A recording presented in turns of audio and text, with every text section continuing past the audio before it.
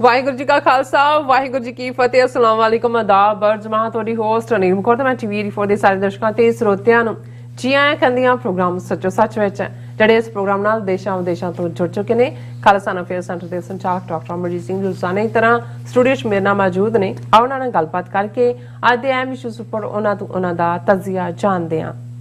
ਜੀ ਡਾਕਟਰ ਸਾਹਿਬ ਵਾਹਿਗੁਰੂ ਜੀ का ਖਾਲਸਾ ਵਾਹਿਗੁਰੂ ਜੀ की फतेह।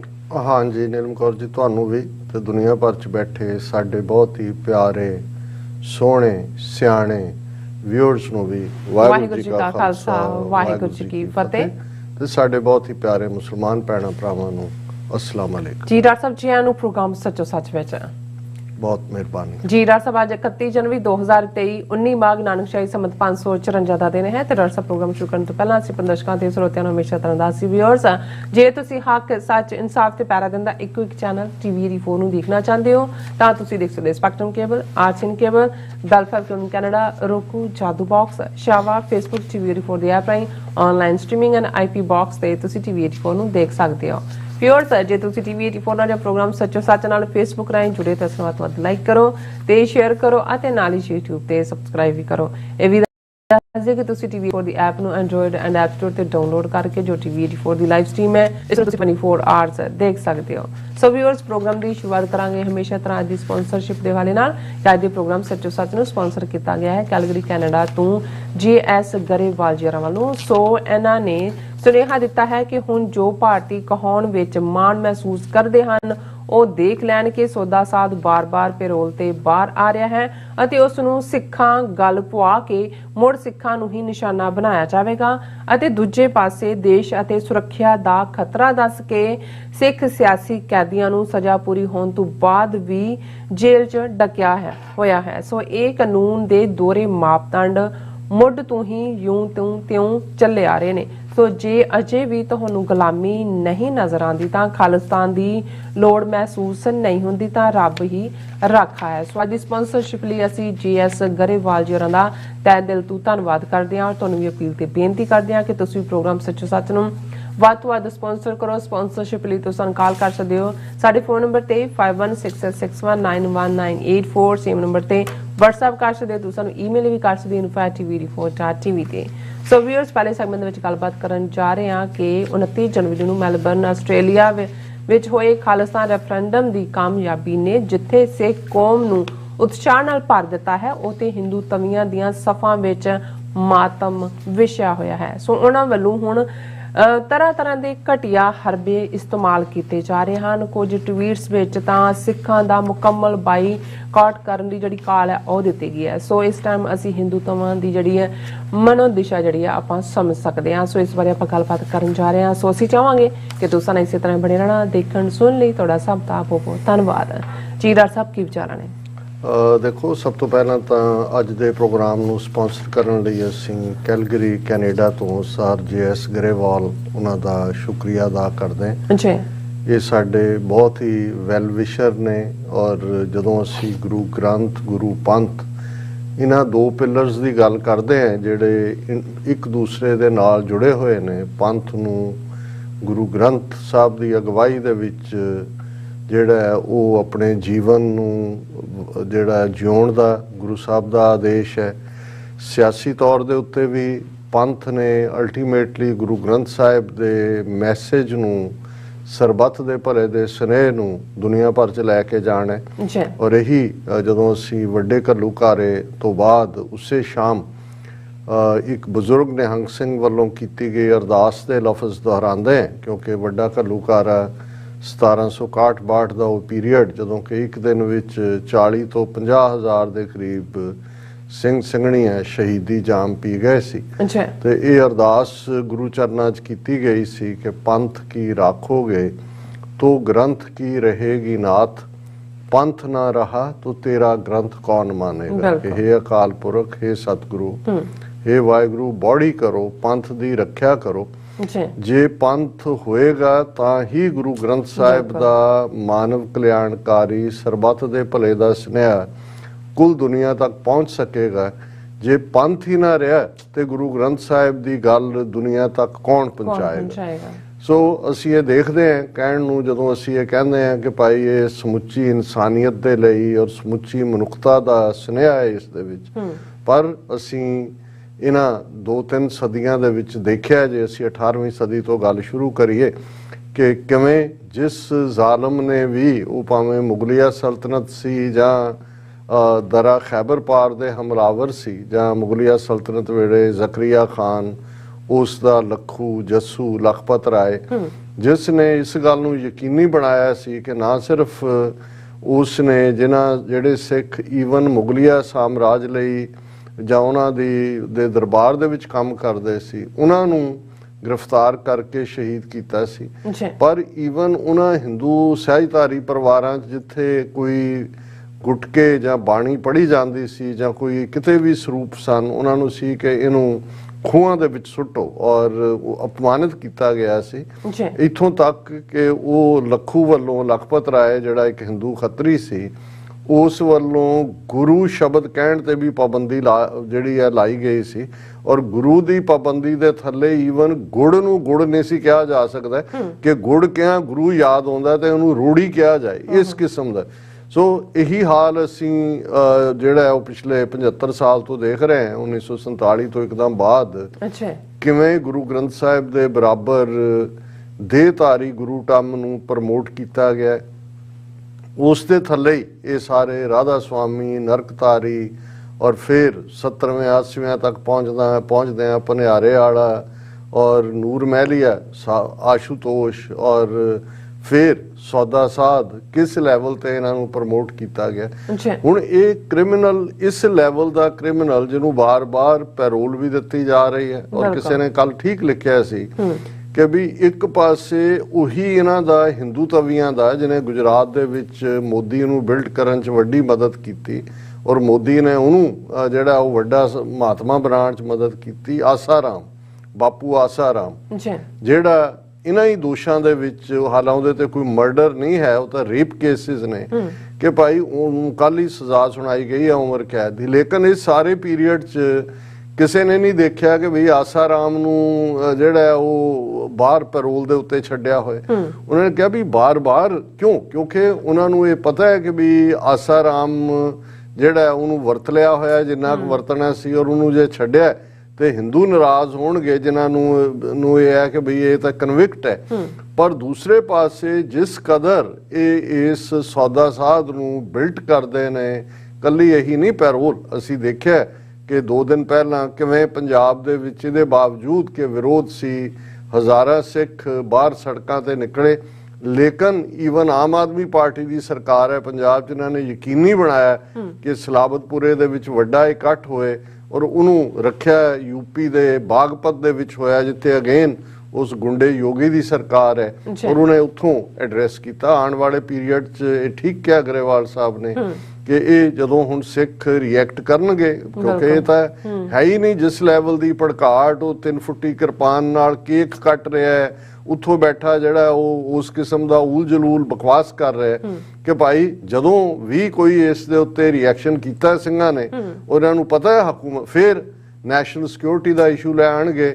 ਫੌਜ ਦੇ ਅੱਧਾ ਪੰਜਾਬ ਤਾਂ ਵੈਸੇ ਹੀ ਜਿਹੜਾ ਉਹ BSF ਦੇ ਹਵਾਲੇ ਕੀਤਾ ਹੋਇਆ, ਪੰਜਾਬ ਦੇ 6 ਜ਼ਿਲ੍ਹੇ ਆਲਰੇਡੀ, ਔਰ ਫਿਰ ਇਹ ਫੌਜ ਰਾਹੀਂ, ਔਰ ਕਿਹਨੂੰ ਬੰਦੀ ਸਿੰਘਾਂ ਦੀ ਰਿਹਾਈ ਕਿਹਨੇ ਕਰਨੀ ਹੈ ਤੇ ਕੀ ਹੋਣਾ, ਉਹਨਾਂ ਨੇ ਕਹਿਣਾ ਜੀ ਇਹ ਸਾਰੇ ਨੈਸ਼ਨਲ ਸਿਕਿਉਰਿਟੀ ਨੂੰ ਖਤਰਾ ਨੇ, ਔਰ ਅੱਗੋਂ ਹੋਰਨਾਂ ਦੇ ਫੜੇ ਜਾਣ ਦੀ ਲਾਈਨ ਜਿਹੜੀ ਹੈ ਉਹ ਸ਼ੁਰੂ ਹੋ ਜਾਏਗੀ। ਲੇਕਿਨ ਸਾਡਾ, ਅਸੀਂ ਇਸ ਪਲੇਟਫਾਰਮ ਤੋਂ ਇਹੀ ਕੁਝ ਕਰ ਸਕਦੇ ਹਾਂ, ਕਿਉਂਕਿ ਅਸੀਂ ਇਹ ਸਮਝਦੇ ਹਾਂ ਕਿ ਵੀ ਸਭ ਤੋਂ ਵੱਡਾ ਦੁਸ਼ਮਣ ਅਗਿਆਨਤਾ ਹੁੰਦਾ ਹੈ, ਇਗਨੋਰੈਂਸ ਹੁੰਦਾ ਹੈ। TV 84 ਆਪਣੇ ਸੀਮਤ ਸਾਧਨਾਂ ਦੇ ਨਾਲ, ਔਰ ਅਸੀਂ ਸ਼ੁਕਰਗੁਜ਼ਾਰ ਹਾਂ ਆਪਣੇ ਸਪਾਂਸਰਸ ਦੇ, ਆਪਣੇ ਵੈਲ ਵਿਸ਼ਰਸ ਦੇ, ਆਪਣੇ ਉਹਨਾਂ ਸਾਰੇ ਹੀ ਐਡਮਾਇਰਰਸ ਦੇ, ਮਿੱਤਰਾਂ ਦੇ, ਜਿਨ੍ਹਾਂ ਨੇ 30-35 ਸਾਲ ਦੇ ਸਾਡੇ ਇਸ ਖਾਲਿਸਤਾਨੀ ਸਫ਼ਰ ਦੇ ਵਿੱਚ ਅਮਰੀਕਾ ਦੀ ਧਰਤੀ ਤੇ ਸਾਡੇ ਨਾਲ ਖਲੋਤੇ, ਹਮੇਸ਼ਾ ਹੀ ਸਾਨੂੰ ਪਿਆਰ ਵੀ ਦਿੱਤਾ ਹੈ, ਸਾਨੂੰ ਹਰ ਕਿਸਮ ਦਾ ਜੋ ਵੀ ਅਸੀਂ ਕਦੇ ਆਵਾਜ਼ ਮਾਰੀ ਉਹ ਹਾਜ਼ਰ ਹੋਏ। ਔਰ ਪਿਛਲੇ ਲਗਭਗ 10 ਸਾਲ ਤੋਂ ਜੇ TV 84 ਬਿਨਾਂ ਕਿਸੇ ਅਮੀਰ ਆਦਮੀ ਦੀ ਸਰਪ੍ਰਸਤੀ ਦੇ, ਬਿਨਾਂ ਕਿਸੇ ਦੀ ਚਮਚਾਗਿਰੀ ਕੀਤਿਆਂ, ਬਿਲਕੁਲ ਨਿਸ਼ੰਗ ਹੋ ਕੇ, ਨਿਡਰ ਹੋ ਕੇ ਅਸੀਂ ਆਪਣੇ ਹੱਕਾਂ ਦੀ ਗੱਲ ਕਰਦੇ ਹਾਂ। ਗੁਰੂ ਗ੍ਰੰਥ ਗੁਰੂ ਪੰਥ ਦਾ ਹੋਕਾ ਦੇਣ ਵਾਲੇ ਇੱਕ ਪਹਿਰੇਦਾਰ ਵਾਂਗ, ਚੌਕੀਦਾਰ ਵਾਂਗ, ਇੱਕ ਹਲਕਾਰੇ ਵਾਂਗ ਜਿਹੜਾ ਆਪਣਾ ਫਰਜ਼ ਅਦਾ ਕਰ ਰਹੇ ਹਾਂ। ਤੇ ਤਾਂ ਹੀ ਸੰਭਵ ਹੈ ਕਿ ਗਰੇਵਾਲ ਸਾਹਿਬ ਵਰਗੇ ਔਰ ਸਾਡੇ ਦੂਸਰੇ ਜਿਹੜੇ ਵੀਰ ਭੈਣਾਂ ਸਪਾਂਸਰ ਕਰਦੇ ਨੇ, ਔਰ ਅਸੀਂ ਇਹ ਜ਼ਰੂਰ ਅਗੇਨ ਬੇਨਤੀ ਵੀ ਕਰਾਂਗੇ ਕਿ ਭਾਈ ਇਸ ਗੱਲ ਨੂੰ ਆਪਣੀ ਪ੍ਰਾਇਰਟੀ ਦੇ ਵਿੱਚ ਰੱਖੋ। ਵਰਾ ਇਸ 2023 ਦੇ ਵਿੱਚ ਖੁੱਲ੍ਹਦਿਲੀ ਦੇ ਨਾਲ ਜਿਹੜਾ ਹੈ ਉਹ ਤੁਸੀਂ ਹਮਾਇਤ ਕਰੋ। ਬਿਲਕੁਲ TV 84 ਨੂੰ ਜਿੱਥੇ ਤੁਸੀਂ YouTube ਤੇ ਜਾ ਕੇ ਸਬਸਕ੍ਰਾਈਬ ਕਰੋ, ਉੱਥੇ ਨਾਲ ਦੀ ਨਾਲ ਸ਼ੇਅਰ ਵੀ ਕਰੋ, ਲਾਈਕ ਵੀ ਕਰੋ, ਕਿਉਂਕਿ ਉਹਦੇ ਥੱਲੇ ਜੇ ਸਾਡਾ ਇੱਕ ਵੱਡਾ ਬਲੌਕ ਆਉਣ ਵਾਲੇ ਪੀਰੀਅਡ 'ਚ ਬਣ ਜਾਂਦਾ ਹੈ ਸਾਡੇ ਜਿਹੜਾ ਵਿਊਅਰਸ ਦਾ। ਔਰ ਹਾਲਾਂ ਸਾਨੂੰ ਇਸ ਗੱਲ ਦੀ ਖੁਸ਼ੀ ਹੈ ਕਿ ਅਜੇ ਅਸੀਂ 2 ਹਫ਼ਤੇ ਪਹਿਲਾਂ ਹੀ ਇਹ ਦੱਸਿਆ ਸੀ ਕਿ YouTube ਦੇ ਉੱਤੇ ਅਸੀਂ ਸਾਡੇ 2.25 ਲੱਖ ਸਬਸਕ੍ਰਾਈਬਰ ਨੇ, ਔਰ ਅੱਜ ਹੀ ਇੱਕ ਵਿਊਅਰ ਨੇ ਸਾਡੇ ਧਿਆਨ 'ਚ ਲਿਆਂਦਾ ਜੀ ਕਿ 2 ਹਫ਼ਤੇ 'ਚ 1000 ਸਬਸਕ੍ਰਾਈਬਰ ਹੋਰ ਐਡ ਹੋਇਆ ਹੈ। 1,76,000 ਮੈਂ ਬਾਅਦ ਦੇ ਵਿੱਚ ਦੇਖਿਆ। ਔਰ ਸਾਡੇ ਵਿਊਅਰ ਜਿਹੜੇ ਨੇ ਉਹ ਫਿਕਰ ਵੀ ਕਰਦੇ ਨੇ, ਇਸ ਗੱਲ ਦਾ ਖਿਆਲ ਵੀ ਰੱਖਦੇ ਨੇ।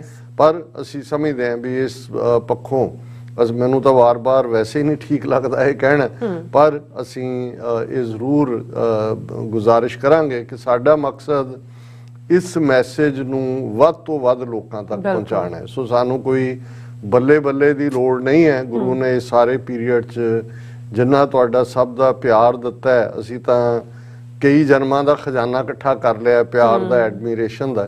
ਪਰ ਇਹ ਸਾਡੀ ਜ਼ਰੂਰ ਚਾਹਨਾ ਹੈ ਕਿ ਜਿੱਥੇ ਤੁਹਾਡੀ ਮਿਹਨਤ ਸਦਕਾ ਜਾਂ ਤੁਹਾਡੇ ਹੀ ਰਿਸੋਰਸਿਸ ਰਾਹੀਂ ਅਸੀਂ ਇਸ ਪ੍ਰੋਗਰਾਮ ਨੂੰ ਚਲਾਉਣ ਦੀ, ਜਾਰੀ ਰੱਖਣ ਦੀ ਕੋਸ਼ਿਸ਼ ਕਰ ਰਹੇ ਹਾਂ, ਉੱਥੇ ਇਹ ਵੱਧ ਤੋਂ ਵੱਧ ਜਿਹੜਾ ਲੋਕਾਂ ਤੱਕ ਪਹੁੰਚੇ। ਇਹੀ ਹੈ। ਔਰ ਜਿੰਨੀ ਅਵੇਅਰਨੈਸ ਹੋਏਗੀ, ਅਲਟੀਮੇਟਲੀ ਅੱਜ ਅਸੀਂ ਦੇਖ ਰਹੇ ਹਾਂ ਕਿ ਜੋ ਦੁਨੀਆ ਭਰ ਦੇ ਵਿੱਚ ਸਿੱਖ ਕੌਮ ਦਾ ਜਲਵਾ ਹੈ, ਇਸ ਅਵੇਅਰਨੈਸ 'ਚੋਂ ਹੀ ਪੈਦਾ ਹੋਇਆ। ਬਹੁਤ ਸਾਰੀਆਂ ਘਟਨਾਵਾਂ ਜਿਹੜੀਆਂ ਪਿਛਲੇ 2-3 ਸਾਲਾਂ ਦੇ ਵਿੱਚ ਵਾਪਰੀਆਂ, ਜਿਵੇਂ ਪੰਜਾਬ ਦੀ ਧਰਤੀ ਤੇ 13 ਮਹੀਨੇ ਦੀ ਕਿਸਾਨ ਲਹਿਰ, ਔਰ ਫਿਰ ਜਿਹੜਾ 26 ਜਨਵਰੀ ਵਾਲੇ ਦਿਨ ਬੀਤੇ ਵਰੇ ਦੇ ਵਿੱਚ, ਬੀਤੇ ਵਰ 2021 'ਚ, ਕਿਉਂਕਿ ਪਿਛਲੇ ਸਾਲ 2022 'ਚ ਸਾਲ ਹੋਇਆ ਸੀ, ਐਤਕੀ ਦੂਸਰਾ ਵਰ ਹੈ, ਜਦੋਂ ਕਿ 26 ਜਨਵਰੀ ਵਾਲੇ ਦਿਨ ਦਿੱਲੀ ਦੇ ਲਾਲ ਕਿਲੇ ਤੇ ਖਾਲਸਾਈ ਨਿਸ਼ਾਨ ਦਾ ਝੁਲਾਇਆ ਜਾਣਾ।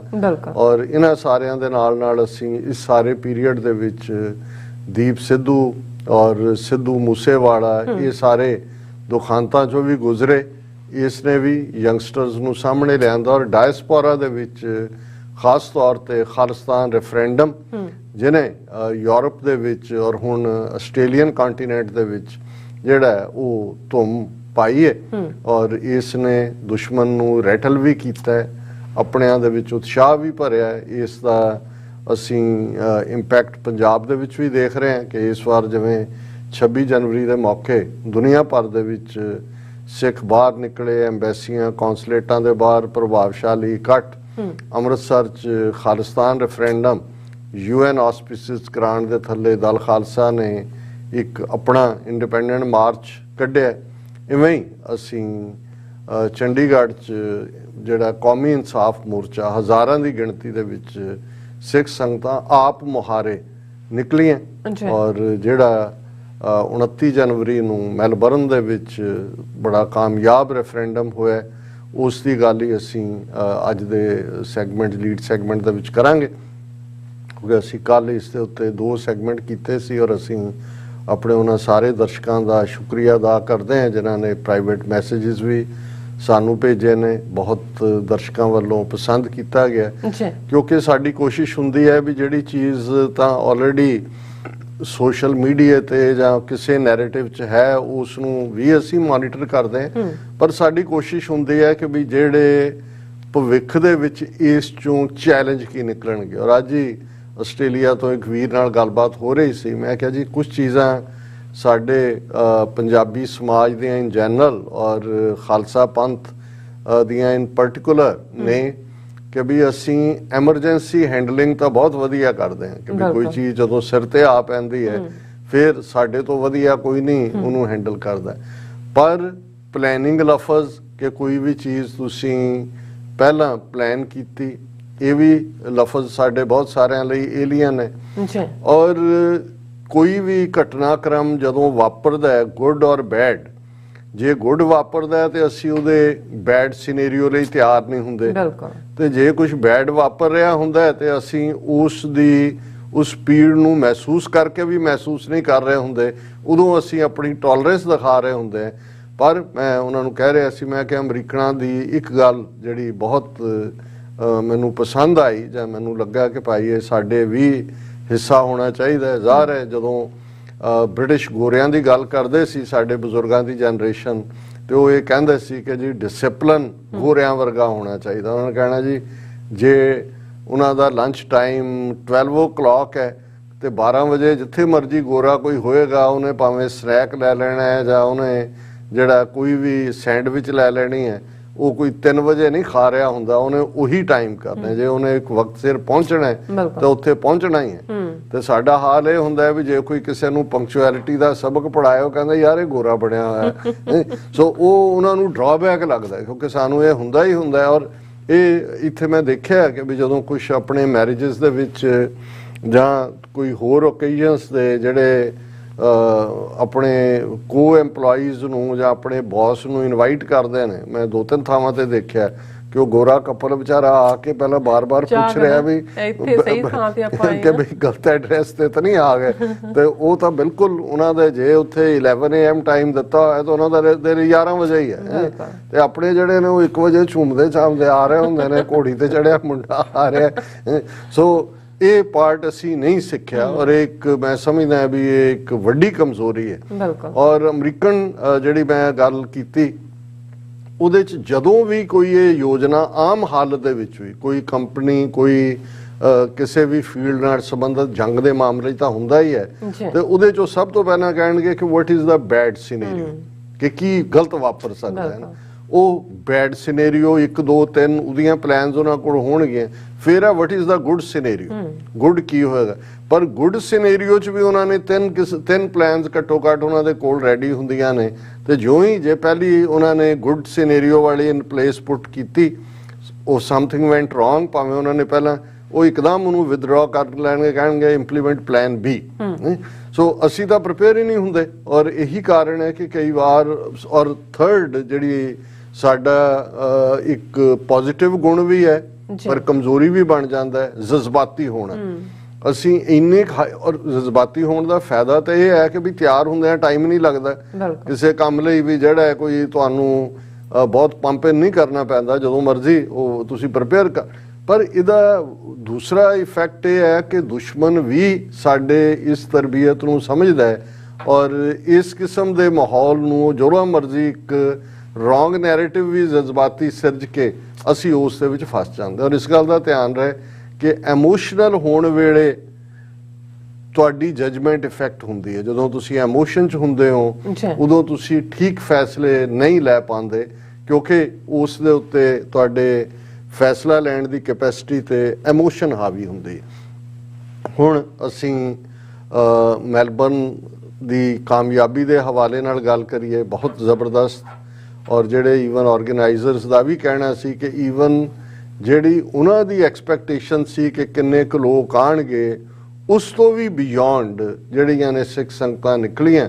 ਔਰ ਇਹਦੇ 'ਚ ਕੋਈ ਸ਼ੱਕ ਨਹੀਂ ਹੈ ਕਿ ਸਮੁੱਚੇ ਮੀਡੀਆ ਨੇ ਜਿੱਥੇ ਜਿੱਥੇ ਵੀ ਇਸ ਦਾ ਮੈਂ ਜ਼ਿਕਰ ਦੇਖਿਆ, ਅੱਜ ਹੀ 2-3 ਸਾਡੇ ਪਾਕਿਸਤਾਨੀ ਭਰਾਵਾਂ ਦੀ ਕਾਲ ਵੀ ਆਏ, ਉਹਨਾਂ ਨੇ ਕਿਹਾ ਜੀ ਵਾਹ ਮੈਲਬਰਨ ਤਾਂ ਸਿੱਖਾਂ ਨੇ ਕਮਾਲ ਕਰ ਦਿੱਤਾ। ਔਰ ਉਹਨਾਂ ਨੇ ਰਾਦਰ ਕਸ਼ਮੀਰ ਮੂਵਮੈਂਟ ਦੇ ਹਵਾਲੇ ਨਾਲ ਗੱਲ ਕੀਤੀ। ਉਹਨਾਂ ਨੇ ਕਿਹਾ ਜੀ ਕਸ਼ਮੀਰ ਜਿੱਥੇ ਫੌਜ ਬੈਠੀ ਜ਼ੁਲਮ ਹੋ ਰਿਹਾ, ਉਹਨਾਂ ਦੀ OIC ਸਪੋਰਟ ਫਲਾਣਾ, ਪਰ ਉਹਨਾਂ ਨੇ ਕਿਹਾ ਵੀ ਇਵੇਂ ਲੱਗਦਾ ਵੀ ਕਸ਼ਮੀਰ ਮੂਵਮੈਂਟ ਪਿੱਛੇ ਰਹਿ ਗਈ ਹੈ, ਖਾਲਿਸਤਾਨ ਮੂਵਮੈਂਟ ਅੱਗੇ ਨਿਕਲ ਗਈ ਹੈ।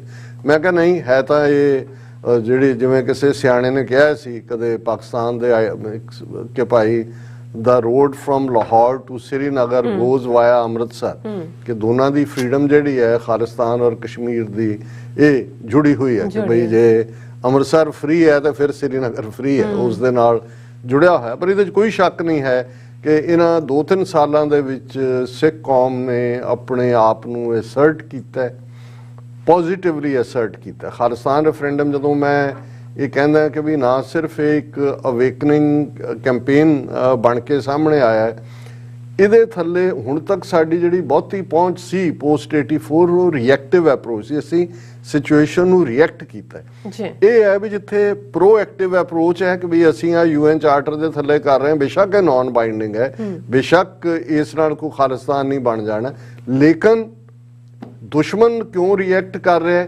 ਕਿਉਂਕਿ ਜਿਹੜਾ ਪੈਰਾਮੀਟਰ ਹੈ ਉਹ ਅਸੀਂ ਇੰਟਰਨੈਸ਼ਨਲ ਲਾਅ UN ਚਾਰਟਰ ਦੇ ਥੱਲੇ ਵੀ ਅਸੀਂ ਫਿੱਟ ਹੁੰਦੇ ਹਾਂ, ਔਰ ਜਿਹੜਾ ਹਕੂਮਤ ਦਾ ਕੀਤਾ ਹੋਇਆ ਪ੍ਰੋਪੇਗੈਂਡਾ ਸੀ ਜਿਹਦਾ ਕੋਈ ਤਰੀਕਾ ਨਹੀਂ ਸੀ ਦੱਸਣ ਦਾ ਕਿ ਵੀ ਕਿੰਨੇ ਫੀਸਦੀ ਸਿੱਖ ਖਾਲਿਸਤਾਨ ਚਾਹੁੰਦੇ ਨੇ, ਕਿਉਂਕਿ ਇਹ ਤਾਂ ਹੋਇਆ ਨਹੀਂ ਕਿ ਵੀ ਉਹਨਾਂ ਨੇ ਕੋਈ ਪੁੱਛਿਆ ਹੋਏ, ਲੇਕਿਨ ਕਿਉਂਕਿ ਉਹ ਇੰਨਾ ਕੁ ਸੀ ਕਿ ਜੇ ਮੁੱਠੀ ਭਰ ਨੇ ਜਾਂ ਦੂਜੇ ਨੇ। ਸੋ ਇਸ ਨਾਲ ਜਿੱਥੇ ਅਸੀਂ ਹਕੂਮਤ ਨੂੰ ਰਿਐਕਟ ਕਰਵਾ ਰਹੇ ਹਾਂ, ਉੱਥੇ ਨਾਲ ਦੀ ਨਾਲ ਇਹ ਵੀ ਇੱਕ ਫੈਕਟ ਉੱਭਰ ਰਿਹਾ ਹੈ ਕਿ ਦੁਨੀਆ ਭਰ ਦੇ ਵਿੱਚ ਸਿੱਖ ਜਿਹੜੇ ਨੇ ਉਹ ਖਾਲਿਸਤਾਨ ਚਾਹੁੰਦੇ ਨੇ, ਔਰ ਉਹ ਆਪਣੇ ਆਜ਼ਾਦ ਕਾਰ ਇੰਡੀਪੈਂਡੈਂਟ ਸੋਵਰਨ ਨੇਸ਼ਨ ਦੇ ਲਈ ਵਚਨਬੱਧ ਨੇ, ਉਸ ਦੇ ਲਈ ਉਹ ਹਿੰਮਤ ਵੀ ਰੱਖਦੇ ਨੇ। ਕਿੱਥੇ ਇਹ ਹੁੰਦਾ ਸੀ ਜੀ ਤੁਸੀਂ ਵੀਜ਼ੇ ਦਾ ਡਰ ਦਿੱਤਾ, ਪਾਸਪੋਰਟ ਦਾ ਡਰ ਦਿੱਤਾ, ਕਾਉਂਸਲੇਟ ਦੇ ਬਾਹਰ ਅੱਧੇ ਨੇ ਇਸ ਲਈ ਨਹੀਂ ਸੀ ਜਾਂਦੇ ਪ੍ਰੋਟੈਸਟ ਕਰਨ ਕਿ ਜੀ ਉੱਤੇ ਉਹਨਾਂ ਨੇ ਕੈਮਰੇ ਲਾਏ ਹੋਏ ਨੇ, ਉਹ ਫੋਟੋਆਂ ਖਿੱਚ ਲੈਂਦੇ ਨੇ, ਫਿਰ ਤੰਗ ਕਰਦੇ ਵੀ ਸੀ, ਪੈਸੇ ਵੀ ਖਾਂਦੇ ਸੀ ਉਹ ਸਾਰੇ ਚੋਰ, ਇੱਥੇ ਪੈਸੇ ਦੇ ਕੇ ਤਾਂ ਇੱਥੇ ਲੱਗੇ ਹੁੰਦੇ ਨੇ ਆ ਕੇ ਕਿ ਬਈ ਰਿਟਾਇਰਮੈਂਟ ਦੇ ਨੇੜੇ ਤੇੜੇ ਹੈ, ਅਮਰੀਕਾ, ਲੰਡਨ, ਆਟਵਾ ਦੇ ਵਿੱਚ ਆਪਣੀ ਡਿਊਟੀ ਲਵਾ ਲਓ, ਪੈਸੇ ਪੂਸੇ ਇਕੱਠੇ ਕਰੋ, ਇਹ ਪਾਸਪੋਰਟਾਂ ਦੇ ਸਭ ਏਜੰਟ ਰੱਖੇ ਹੋਏ ਨੇ, ਚੋਰ ਪੱਕੇ, ਕੋਈ ਕਿਸੇ ਨੂੰ ਕੋਈ ਨਹੀਂ ਹੈ, ਉਹਨਾਂ ਨੂੰ ਹਰ ਇੱਕ ਨੂੰ ਪਤਾ ਇਹਨੂੰ ਪੈਸੇ ਦਿਓ, ਉਹਦੇ ਰਾਹੀਂ ਉਹ ਕੰਮ ਕਰਵਾ ਦਿੰਦਾ, ਉਹ ਪਾਸਪੋਰਟ ਦਵਾ ਦਿੰਦਾ, ਉਹ ਫਲਾਣਾ ਕਰ ਲੈਂਦਾ। ਲੇਕਿਨ ਇਹ ਇੱਕ ਡਰ ਖੜਾ ਕੀਤਾ ਹੋਇਆ ਸੀ ਇੱਕ ਜਿਹੜਾ ਉਹ ਉਸ ਕਿਸਮ ਦਾ। ਸੋ ਜਦੋਂ ਹੁਣ ਹਜ਼ਾਰਾਂ ਬਾਹਰ ਨਿਕਲੇ ਨੇ, ਉਹਨਾਂ ਨੇ ਕਿਹਾ ਵੀ ਆ ਜਾਓ, ਅਸੀਂ ਤਾਂ ਜਿਹੜਾ ਤੁਸੀਂ ਤਾਂ ਉੱਥੋਂ ਕੈਮਰੇ ਰਾਹੀਂ ਖਿੱਚਦੇ ਸੀ, ਅਸੀਂ ਤਾਂ ਆਪ ਆ ਕੇ ਸੜਕਾਂ ਤੇ ਖੜੇ ਹਾਂ, 4-4 ਮੀਲ ਲੰਬੀਆਂ ਲਾਈਨਾਂ ਦੇ ਵਿੱਚ ਲੱਗੇ ਹੋਏ ਹਾਂ, ਆ ਜਾਓ, ਆਪਣੇ ਜਿੰਨੇ ਮਰਜ਼ੀ ਫੋਟੋਗ੍ਰਾਫਰ ਭੇਜੋ, ਕਰ ਦਿਓ ਬਲੌਕ, ਅਸੀਂ ਕਿਹੜਾ ਹੁਣ ਤੁਹਾਡੇ ਨਾਲ ਅਸੀਂ ਰਹਿਣਾ ਹੀ ਨਹੀਂ ਚਾਹੁੰਦੇ, ਤੁਸੀਂ ਕੀ ਡਰ ਦਿਓਗੇ। ਸੋ ਇਹ ਇੱਕ ਬਹੁਤ ਵੱਡੀ ਕਾਮਯਾਬ ਗੱਲ ਹੈ। ਹਾਲਾਂਕਿ ਮੈਂ ਸਮਝਦਾ ਵੀ ਜਿਹੜੀ ਘਟਨਾ ਇਹਨਾਂ ਨੇ ਬੜੀ ਕੈਲਕੂਲੇਟ ਕਰਕੇ ਕੀਤੀ, ਹਾਲਾਂ ਉਹਦੇ ਰਿਜ਼ਲਟ ਡਿਫਰੈਂਟ ਹੋਏ, ਜੋ ਉਹਨਾਂ ਨੇ ਆਪਣੇ ਗੂੰਜ ਰਾਹੀਂ ਸ਼ਰਾਰਤ ਕਰਨ ਦੀ ਕੋਸ਼ਿਸ਼ ਕੀਤੀ ਟਵਾਈਸ, ਇੱਕ ਵਾਰੀ 20-25 ਦੇ ਜਥੇ ਨਾਲ, ਔਰ ਦੂਜਾ ਉਹ ਅਸੀਂ ਕੱਲ ਡਿਸਕਸ ਕੀਤਾ ਸੀ ਕਿ ਵੀ ਉਹਦੇ 'ਚ ਉਹਨਾਂ ਦਾ ਇੱਕ ਆਪਣਾ ਹੀ, ਮੈਨੂੰ ਇਹ ਸੀ ਕਿ ਵੀ ਇਹਨਾਂ ਨੂੰ ਸ਼ਾਇਦ ਲੈਂਗੁਏਜ ਦੀ ਨੁਆਂਸ ਦਾ ਵੀ ਨਹੀਂ ਪਤਾ। ਇੱਕ ਉਹ ਇਮੀਡੀਏਟ ਇਸ ਘਟਨਾ ਤੋਂ ਬਾਅਦ ਇੰਡੀਆ ਟੁਡੇ ਟੀਵੀ ਦੇ ਉੱਤੇ ਇੱਕ ਆਸਟ੍ਰੇਲੀਅਨ ਟੁਡੇ ਦੇ ਥੱਲੇ ਜਿਹੜਾ ਉਹਨਾਂ ਦਾ ਯੈਲੋ ਰੈਗ ਹੈ ਯੈਲੋ ਜਰਨਲਿਜ਼ਮ ਦਾ, ਉਹ ਕਹਿ ਰਿਹਾ ਸੀ ਕਿ ਜੀ ਅੰਗਰੇਜ਼ੀ ਨਾਲ ਮਾਰ ਰਿਹਾ, ਉਹ ਕਹਿ ਰਿਹਾ ਜੀ ਦੇ came out Khalistani goons they beat the shit out of them।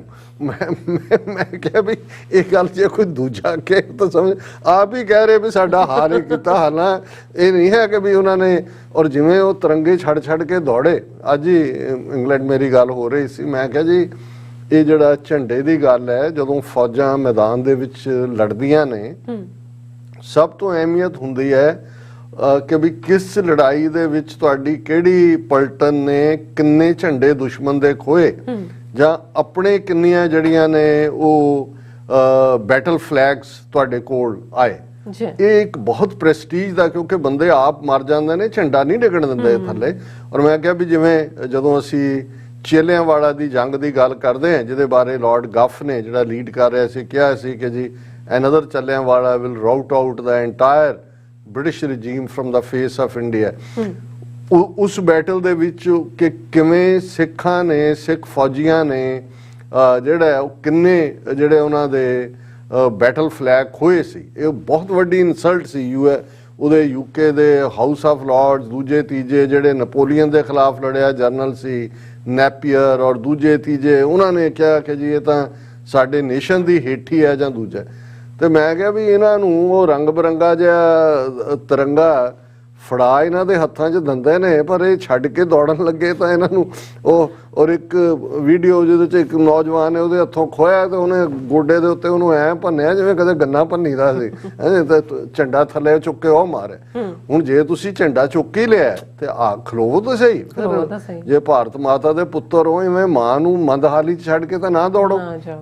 ਹੁਣ ਸੋ ਉਹ ਸਾਰਾ ਪਾਰਟ ਜਿਹੜਾ, ਹਾਲਾਂਕਿ ਜਿਸ ਕਿਸਮ ਦਾ ਸਿਨੇਰੀਓ ਉਹ ਸ਼ਾਇਦ ਐਕਸਪੈਕਟ ਕਰਦੇ ਸੀ, ਉਹਦੀ ਥਾਂ ਤੇ ਬਾਜ਼ੀ ਪੁੱਠੀ ਪਈ। ਔਰ ਜਿਹੜੀ ਉਸ ਰੈਫਰੈਂਡਮ ਦੇ ਵਿੱਚ ਹਾਜ਼ਰੀ ਹੈ, ਕਿਉਂਕਿ ਉਹ ਤਾਂ ਆਪਣੇ ਆਪ 'ਚ ਬੋਲਦੇ ਸੋਸ਼ਲ ਮੀਡੀਆ ਤੇ। ਔਰ ਮੈਂ ਸਮਝਦਾ ਕਿ ਸਾਡੇ ਯੰਗਸਟਰਸ ਭਾਵੇਂ ਕਈ ਜਿਹੜੇ ਨੇ ਉਹ ਸੋਸ਼ਲ ਮੀਡੀਆ ਵਾਰੀਅਰ ਹੀ ਹੋਣ, ਪਰ ਉਹ ਵੀ ਕਿਸੇ ਨੇ ਟਿਕਟੌਕ ਬਣਾ ਕੇ ਪਾਇਆ, ਕਿਸੇ ਨੇ ਉਹ ਪਾਇਆ, ਇੰਨੀ ਕੁ ਕਵਰੇਜ ਉਸ ਸਾਰੇ ਦੀ ਹੋਈ ਕਿ ਉਹ ਲੁਕੋ ਹੀ ਨਹੀਂ ਸਕਦੇ ਕਿ ਜੀ ਨਹੀਂ ਨਹੀਂ ਨਹੀਂ ਇਹ ਤਾਂ ਢਾਈ ਟੋਟਰੂ ਤੇ ਫਲਾਣਾ ਢਿਮਕਾ। ਹੁਣ ਉਸ ਸਾਰੇ 'ਚ ਜਦੋਂ ਅਸੀਂ ਕਹਿੰਦੇ ਹਾਂ ਕਿ ਬਈ ਸ਼ੈਨੈਨਿਗਨ ਅੰਗਰੇਜ਼ੀ ਦਾ ਲਫ਼ਜ਼ ਹੈ, ਹੁਣ ਇਹਦੇ 'ਚ ਚੂੰ ਚਲਾਕੀਆਂ ਵੀ ਹੁੰਦੀਆਂ ਨੇ, ਹੜਬੜਾਹਟ ਵੀ ਹੁੰਦੀ ਹੈ, ਘਬਰਾਹਟ ਵੀ ਹੁੰਦੀ ਹੈ, ਫਰਸਟ੍ਰੇਸ਼ਨ ਵੀ ਹੁੰਦੀ ਹੈ, ਨੈਗੇਟਿਵਿਟੀ ਵੀ ਹੁੰਦੀ ਹੈ। ਤੁਸੀਂ ਜੁੱਤੀਆਂ ਖਾ ਕੇ ਵੀ ਕਹਿ ਰਹੇ ਹੁੰਦੇ ਹੋ ਕਿ ਨਹੀਂ ਮੈਂ ਤਾਂ ਨਹੀਂ ਖਾਧੀਆਂ, ਮੈਂ ਤਾਂ ਨਹੀਂ ਖਾਧੀਆਂ। ਹੁਣ ਇਹ ਸਾਰੇ ਨੂੰ ਹੀ, ਔਰ ਜ਼ਾਹਰ ਹੈ ਕਿ ਕੁਟਲ ਨੀਤੀ, ਕੁਟਲ ਚਾਲਾਂ, ਸ਼ੈਤਾਨ, ਇਹ ਸਭ ਕੁਝ ਅੰਗਰੇਜ਼ੀ ਦਾ ਲਫ਼ਜ਼ ਸ਼ੈਨੈਨਿਗਨ ਜਿਹੜਾ ਆਪਣੇ 'ਚ ਸਮੇਟ ਲੈਂਦਾ। ਹੁਣ ਅਸੀਂ ਇਹ ਦੇਖ ਰਹੇ ਸੀ ਜਦੋਂ ਕੱਲ ਵੀ ਅਸੀਂ ਗੱਲ ਕੀਤੀ ਕਿ ਵੀ ਪਹਿਲਾ ਪਾਰਟ ਤਾਂ ਉਹਨਾਂ ਦਾ ਇਹ ਹੈ ਵੀ ਹੁਣ ਇਹ ਨੈਕਸਟ ਕੀ ਦੁਸ਼ਮਣ ਇਹਨੂੰ ਕਿਵੇਂ ਰਿਐਕਟ ਕਰੇਗਾ। ਜਿਹੜਾ ਮੈਂ ਦੂਸਰਾ ਪਾਰਟ ਅਮਰੀਕਨ ਉਸ ਸਿਸਟਮ ਦੇ ਹਵਾਲੇ ਨਾਲ ਗੱਲ ਕਰ ਰਿਹਾ ਸੀ ਕਿ how the enemy will react, ਔਰ ਉਹ ਉਹਨਾਂ ਦੇ ਸ਼੍ਰੇਣੀਕਰਨ ਸਾਹਮਣੇ ਆ ਗਏ ਨੇ। ਔਰ ਉਹਦੇ 'ਚ ਅਸੀਂ ਦੇਖ ਰਹੇ ਹਾਂ ਵੀ ਇਕੱਲਾ ਇਹ ਨਹੀਂ ਹੈ, ਹਿੰਦੂ ਤੋਂ ਵੀ ਰਾਊਂਡ ਦਾ ਗਲੋਬ ਉਹਨਾਂ ਦੇ ਜਿਹਨੂੰ ਕਹਿੰਦੇ ਨੇ SOS, ਇੱਕ ਤਾਂ ਸਾਡਾ SOS ਸੱਚੋ ਸੱਚ ਹੈ, ਇੱਕ ਹੈ ਸੇਵ ਆਵਰ ਸੋਲਸ। ਇਹ ਕਿਸੇ ਜ਼ਮਾਨੇ ਜਦੋਂ ਜਹਾਜ਼ ਡੁੱਬ ਰਿਹਾ ਹੁੰਦਾ ਸੀ ਤਾਂ ਜਿਹੜਾ ਉਹ ਖਤਰੇ ਦਾ ਸਿਗਨਲ ਦਿੰਦਾ ਸੀ ਉਹਨੂੰ ਵੀ SOS ਕਹਿੰਦੇ ਸੀ। ਹਾਂ, ਕਿ ਸੇਵ ਆਵਰ ਸੋਲ, ਐਮਰਜੈਂਸੀ। ਇਹ ਲਫ਼ਜ਼ ਬੜੀ ਦੇਰ ਯੂਜ਼ ਹੁੰਦਾ ਰਿਹਾ ਤੇ ਅਸੀਂ ਵੀ ਕਿਹਾ ਵੀ ਇਹ ਤਾਂ ਹੁਣ ਤੁਹਾਡੇ ਲਈ SOS ਹੀ ਹੈ। ਹੁਣ ਉਹਨਾਂ ਨੇ ਆਪਣੇ SOS ਸਾਰਿਆਂ ਨੂੰ ਭੇਜੇ। ਉਹਨਾਂ ਦੇ ਕੈਨੇਡੀਅਨ ਕਾਊਂਟਰ ਪਾਰਟਸ ਨੇ ਕੀ ਕੀਤਾ, ਅਮਰੀਕਨ ਕਾਊਂਟਰ ਪਾਰਟਸ ਨੇ ਕੀ ਕੀਤਾ, ਪਰ ਉਸ ਤੋਂ ਪਹਿਲਾਂ ਅਸੀਂ ਆਸਟ੍ਰੇਲੀਅਨ ਕਾਊਂਟਰ ਪਾਰਟ ਉਹਨਾਂ ਦੀਆਂ ਦੋ ਆਰਗੇਨਾਈਜੇਸ਼ਨਸ, ਜਿਹੜਾ ਪਹਿਲਾਂ ਹਿੰਦੂ ਕੌਂਸਲ ਆਫ ਆਸਟ੍ਰੇਲੀਆ, ਉਹਨਾਂ ਨੇ ਆਪਣੀ ਪ੍ਰੈਸ ਰਿਲੀਜ਼ ਕੱਢੀ ਹੈ, media statement, continuing vilification attacks on Hindus in Victoria. ਇਹ ਹੈ ਕਿ ਵੀ ਜੁੱਤੀਆਂ ਖਾਓ, ਖਾਈ ਜਾਓ, ਫਿਰ ਰੋਈ ਵੀ ਜਾਓ, ਫਿਰ ਕਹੀ ਜਾਓ ਜੀ ਨਹੀਂ ਨਹੀਂ ਨਹੀਂ ਅਸੀਂ ਬਹੁਤ ਬਹਾਦਰ ਹਾਂ। ਔਰ ਉਹਦੇ 'ਚ ਉਹਨਾਂ ਨੇ ਕਿਹਾ ਕਿ ਹਿੰਦੂਜ਼ ਫੀਲ ਅਨਸੇਫ, ਹੁਣ ਹਿੰਦੂ ਅਨਸੇਫ ਹੋ ਗਏ, as their 3 temples attacked in 2 weeks time, and disappointed to note that state government and Victoria Police did not act proactively, which led to the unfortunate attacks on Indians carrying India's national flag on Sunday 29 January at Federation Square by Khalistan supporters। ਵਿਚਾਰਿਆਂ ਨੇ ਇੱਕੋ ਸਾਹ 'ਚ ਹੀ ਪਾਣੀ ਪੀ ਕੇ ਤਿੰਨੋਂ ਚਾਰੋਂ ਗੱਲਾਂ, ਮੰਦਰ ਵੀ ਹੋ ਗਏ ਵੈਂਡਲਾਈਜ਼ ਔਰ ਅਟੈਕ ਵੀ ਹੋ ਗਏ, ਨੈਸ਼ਨਲ ਫਲੈਗ ਕਿ ਸਾਡੀ ਭਾਰਤ ਮਾਤਾ ਦੇ ਝੰਡੇ। ਪਹਿਲੀ ਗੱਲ ਤੇ ਜ਼ਾਹਰ ਹੈ ਕਿ ਵੀ 28 ਦੀ ਰਾਤ ਜਿਹੜੇ 4 ਗੁਜਰਾਤੀ ਗੂਨ, ਟਰੂਲੀ ਗੂਨ, ਜਿਨ੍ਹਾਂ ਦੀਆਂ ਪਿਕਚਰਸ ਦੇਖੀਆਂ ਜਾ ਸਕਦੀਆਂ, ਕਨਫੈਸ਼ਨ ਸਟੇਟਮੈਂਟ ਸਿੰਘਾਂ ਨੇ ਜਿਹੜਾ ਉਹ ਉਹਨਾਂ ਤੋਂ ਲਈ ਕਿ ਭਾਈ ਉਹਨਾਂ ਨੇ ਹੀ ਮੰਦਰ ਦੇ ਵਿੱਚ ਵੀ ਕੀਤਾ, ਗੁਰਦੁਆਰੇ 'ਚ ਉਹ ਕਰਨ ਜਾ ਰਹੇ ਸੀ ਔਰ ਗੁਜਰਾਤੀ ਨਾਂ ਉਹਨਾਂ ਸਾਰਿਆਂ ਨੇ ਨਾਂ ਦੱਸੇ। ਸੋ ਮਤਲਬ ਇਹ ਹੈ ਵੀ ਇਹਨਾਂ ਦੀ ਫਰਸਟ੍ਰੇਸ਼ਨ ਇਹ ਹੈ ਵੀ ਇਹਨਾਂ ਦੀ ਪਲਾਨ ਜੋ ਇਹਨਾਂ ਨੇ ਕਰਨਾ ਉਹ ਵੀ ਲੀਕ ਹੋਈ। ਔਰ ਵੈਂਡਲਾਈਜੇਸ਼ਨ, ਕਿਉਂਕਿ ਆਸਟ੍ਰੇਲੀਆ ਵਰਗੀ ਇੱਕ ਮੁਸਤੈਦੀ ਵਾਲੀ ਜਿਹੜੀ ਉਹਨਾਂ ਦੀਆਂ ਏਜੰਸੀਆਂ ਜਾਂ ਦੂਜਾ ਕਾਰਨ ਕੀ ਹੈ ਕਿ ਜੀ ਉਹਨਾਂ ਨੂੰ ਤਿੰਨਾਂ ਮੰਦਰਾਂ ਦੇ ਇਹਨਾਂ ਦੇ ਰੌਲਾ ਪਾਉਣ ਦੇ ਬਾਵਜੂਦ ਕਿਸੇ ਨੂੰ ਉਹਨਾਂ ਨੇ, ਇਹਨਾਂ ਨੂੰ ਤਾਂ ਸੀ ਕਿ ਬਈ ਉਹ ਸਿੱਖਾਂ ਦੇ ਘਰਾਂ ਦੇ ਛਾਪੇ ਮਾਰਨਗੇ, ਚੁੱਕਣਗੇ, ਅਸੀਂ ਉਹਨੂੰ ਕਰਾਂਗੇ। ਹੁਣ ਉਹਨਾਂ ਨੂੰ ਵੀ ਪਤਾ ਹੈ ਵੀ ਕੌਣ ਕਰਨ ਵਾਲੇ ਨੇ। ਸਿੱਖਾਂ ਨੇ ਤਾਂ ਚਾਰੋਂ ਫੜ ਕੇ ਕਨਫੈਸ਼ਨ ਲੈ ਕੇ ਪੁਲਿਸ ਦੇ ਹਵਾਲੇ ਕਰ ਦਿੱਤੇ। ਹੁਣ ਇਹ ਜਦੋਂ ਉਹਨਾਂ ਨੂੰ ਕਹਿੰਦੇ ਨੇ ਜੀ ਇਹ ਪੁਲਿਸ ਉਹਨਾਂ ਦੀਆਂ ਏਜੰਸੀਆਂ ਕੁਝ ਨਹੀਂ ਕਰ ਰਹੀਆਂ, ਉਹ ਵੀ ਇਹਨਾਂ ਨੂੰ ਪ੍ਰੋਟੈਕਟ ਕਰ ਰਹੀਆਂ ਕਿ ਬਈ ਇਹ ਕਾਹਨੂੰ ਇਹਨਾਂ ਦਾ ਜਲੂਸ ਕੱਢਣਾ ਹੈ ਕਿ ਬਈ ਇਹ ਤੁਹਾਡੀ ਆਪਣੀ ਕਰਤੂਤ ਹੈ, ਤੁਸੀਂ ਤਾਂ ਆਪਣੇ ਰੱਬ ਦੇ ਮੂੰਹ ਦੇ ਉੱਤੇ ਹੀ ਕਾਲਖ ਮਲ ਰਹੇ ਹੋ। ਜਦੋਂ ਤੁਸੀਂ ਆਪ ਮੰਦਰ ਨੂੰ ਵੈਂਡਲਾਈਜ਼ ਕਰਦੇ ਹੋ। ਫਿਰ ਉਹਨਾਂ ਨੇ ਕਿਹਾ Hindu Council strongly condemns such incidents and appeal leaders of all faiths, including Sikh community leaders, to condemn these incidents। ਹੁਣ ਦੂਜੀ ਫੇਲਿਓਰ, ਹੁਣ ਤੱਕ ਗੁਰਦੁਆਰਾ ਕਮੇਟੀਆਂ ਜਾਂ ਜਥੇਬੰਦੀਆਂ ਇੰਨੀਆਂ ਉਹ ਇਹਨਾਂ ਨੇ ਡਰਾਈਆਂ ਹੁੰਦੀਆਂ ਸੀ ਕਿ ਕਿਤੇ ਵੀ ਕੋਈ ਘਟਨਾ ਹੋਣੀ ਇੱਕਦਮ ਬਿਆਨ ਸ਼ੁਰੂ ਹੋ ਜਾਣੇ ਸਿੱਖਾਂ ਦੇ, ਅਸੀਂ ਪੀਸਫੁਲ ਹੈ, ਅਸੀਂ ਅਗੇਂਸਟ ਹੈ ਵਾਇਲੈਂਸ ਦੇ ਦੂਜੇ ਤੀਜੇ। ਹੁਣ ਇਹਨਾਂ ਨੂੰ ਲੱਗਦਾ ਵੀ ਆਸਟ੍ਰੇਲੀਆ ਦੇ ਗੁਰਦੁਆਰੇ ਜਿੱਥੇ ਇਹਨਾਂ ਦੇ 1-2 ਕੌਂਸੂਲੇਟ ਜਿਹੜੇ ਨੇ ਬੋਲ ਕੇ ਵੀ ਆਏ ਨੇ ਦੂਜੇ, ਉਹਨਾਂ ਦੀਆਂ ਕਮੇਟੀਆਂ ਵੀ ਨਹੀਂ ਬੋਲ, ਉਹ ਕੀ ਬੋਲਣ ਬਾਹਰ। ਉਹਨਾਂ ਨੂੰ 50,000 ਸਿੱਖ ਖੜਾ ਨਜ਼ਰ ਆਉਂਦਾ ਮੈਲਬਰਨ ਦੀਆਂ ਸੜਕਾਂ ਤੇ, ਉਹਨਾਂ ਨੂੰ ਵੀ ਨਜ਼ਰ ਆਉਂਦਾ ਵੀ ਇਹਨਾਂ ਦੀ ਆਪਣੀ ਕਰਤੂਤ ਹੈ। ਸੋ ਹੁਣ ਇਹਨਾਂ ਨੂੰ ਇਹ ਹੈ ਕਿ ਜੀ ਤੁਸੀਂ ਬੋਲੋ ਕੁਛ, ਆਪਣੇ ਜਿਹੜੇ ਵੀ ਉਹਨਾਂ ਦੀ ਪੇਰੋਲ ਤੇ ਹੋਣਗੇ ਉਹਨਾਂ ਨੂੰ ਵੀ ਹੋਵੇ ਚੈੱਕ ਲੈ ਜਾਂਦੇ ਹੋ, ਬੋਲੋ ਤਾਂ ਸਹੀ। ਇੱਕ ਉਹ ਕਲਾਸ ਹੈ। ਫਿਰ Hindu Council urges a stern action by Victoria Police and other government agencies against the culprits and asks to ensure safety of Hindu community and places of worship। ਹੁਣ ਜਿਹੜਾ ਓਨਸ ਹੈ ਉਹ ਏਜੰਸੀਆਂ ਤੇ ਪਾ ਰਹੇ ਨੇ ਕਿ ਜੀ ਅਸੀਂ ਤਾਂ ਬਹੁਤ ਅਨਸੇਫ ਹੋ ਗਏ, ਸਾਨੂੰ ਤਾਂ ਰਾਤ ਨੀਂਦ ਨਹੀਂ ਆਉਂਦੀ ਔਰ ਤੁਸੀਂ ਸਾਨੂੰ ਜਿਹੜਾ ਉਹ ਪ੍ਰੋਟੈਕਸ਼ਨ ਦਿਓ। ਔਰ ਦੂਜਾ ਹੁਣ ਜਿਹੜਾ ਆਸਟ੍ਰੇਲੀਆ ਇਜ਼ ਅ ਪੀਸ, ਉਹੀ ਕਿ ਜੀ ਮਲਟੀਕਲਚਰਲ ਕੰਟਰੀ ਹੈ, we should not allow outside forces to bring overseas issues to disturb communal harmony and perpetrate violence on Australian soil। ਕਿ ਜੀ ਇਹ ਸਾਡਾ ਆਸਟ੍ਰੇਲੀਆ ਦਾ ਇਸ਼ੂ ਡਿਸਕਸ ਕਰੋ, ਬਾਹਰਲੇ ਥੋੜੀ ਕਰਨੇ ਨੇ। ਉਹ BBC ਨੇ ਤੁਹਾਡੇ ਉਸ ਆਕਾ ਦੀ ਜਿਹੜੀ ਆ ਉਹ ਹਕੀਕਤ ਸਾਹਮਣੇ ਲਿਆਂਦੀ। ਇੱਥੇ ਸੈਨ ਫਰਾਂਸਿਸਕੋ ਦੇ ਵਿੱਚ BBC ਦੇ ਬਾਹਰ ਹਿੰਦੂ ਤਵੀ ਜਿਹੜੇ ਨੇ ਔਰ ਫ੍ਰੀ ਮਾਰਚ ਪ੍ਰੋਟੈਸਟ ਕਰ ਰਹੇ ਨੇ। ਲੰਡਨ UK ਦੇ ਵਿੱਚ ਤਾਂ ਇੱਕ ਮੁਸਲਮਾਨ ਭਾਈ ਆਇਆ, ਉਹਨੇ 30-40 BBC ਦੇ ਦਫ਼ਤਰ ਦੇ ਬਾਹਰ ਸੀ, ਉਹਨੇ ਅੱਗੇ ਲਾ ਲਏ ਸਾਰੇ, ਉਹ ਅੱਗੇ ਭੱਜੇ ਵੀ ਜਾਣ ਔਰ ਮੋਦੀ ਕੀ ਜੈ, ਮੋਦੀ ਕੀ ਜੈ ਵੀ ਉਹ BBC ਦਾ ਇਸ਼ੂ BBC ਨਾਲ ਹੈ, ਦੂਜੇ ਨਾਲ ਤੁਹਾਨੂੰ ਕੀ ਲੋੜ ਪਈ ਹੈ ਤੁਸੀਂ ਕਰਨ ਦੀ, ਔਰ ਝੂਠ ਨੂੰ ਡਿਫੈਂਡ ਕਰ ਰਹੇ ਹੋ। ਸੋ ਇਹ ਕਹਿਣਾ ਚਾਹੁੰਦੇ ਨੇ ਅਖੀਰ 'ਚ ਜਿਹੜੀ ਉਹਨਾਂ ਦੀ ਅਸਲ ਇੰਟੈਂਟ ਹੈ, ਕਿਉਂਕਿ ਪਹਿਲਾਂ ਤਾਂ ਉਹ ਹੈ ਹੀ ਹੈ, we call upon peace loving federal government to cancel visas of outsiders who have come from overseas on grounds of disturbing peace and send them back।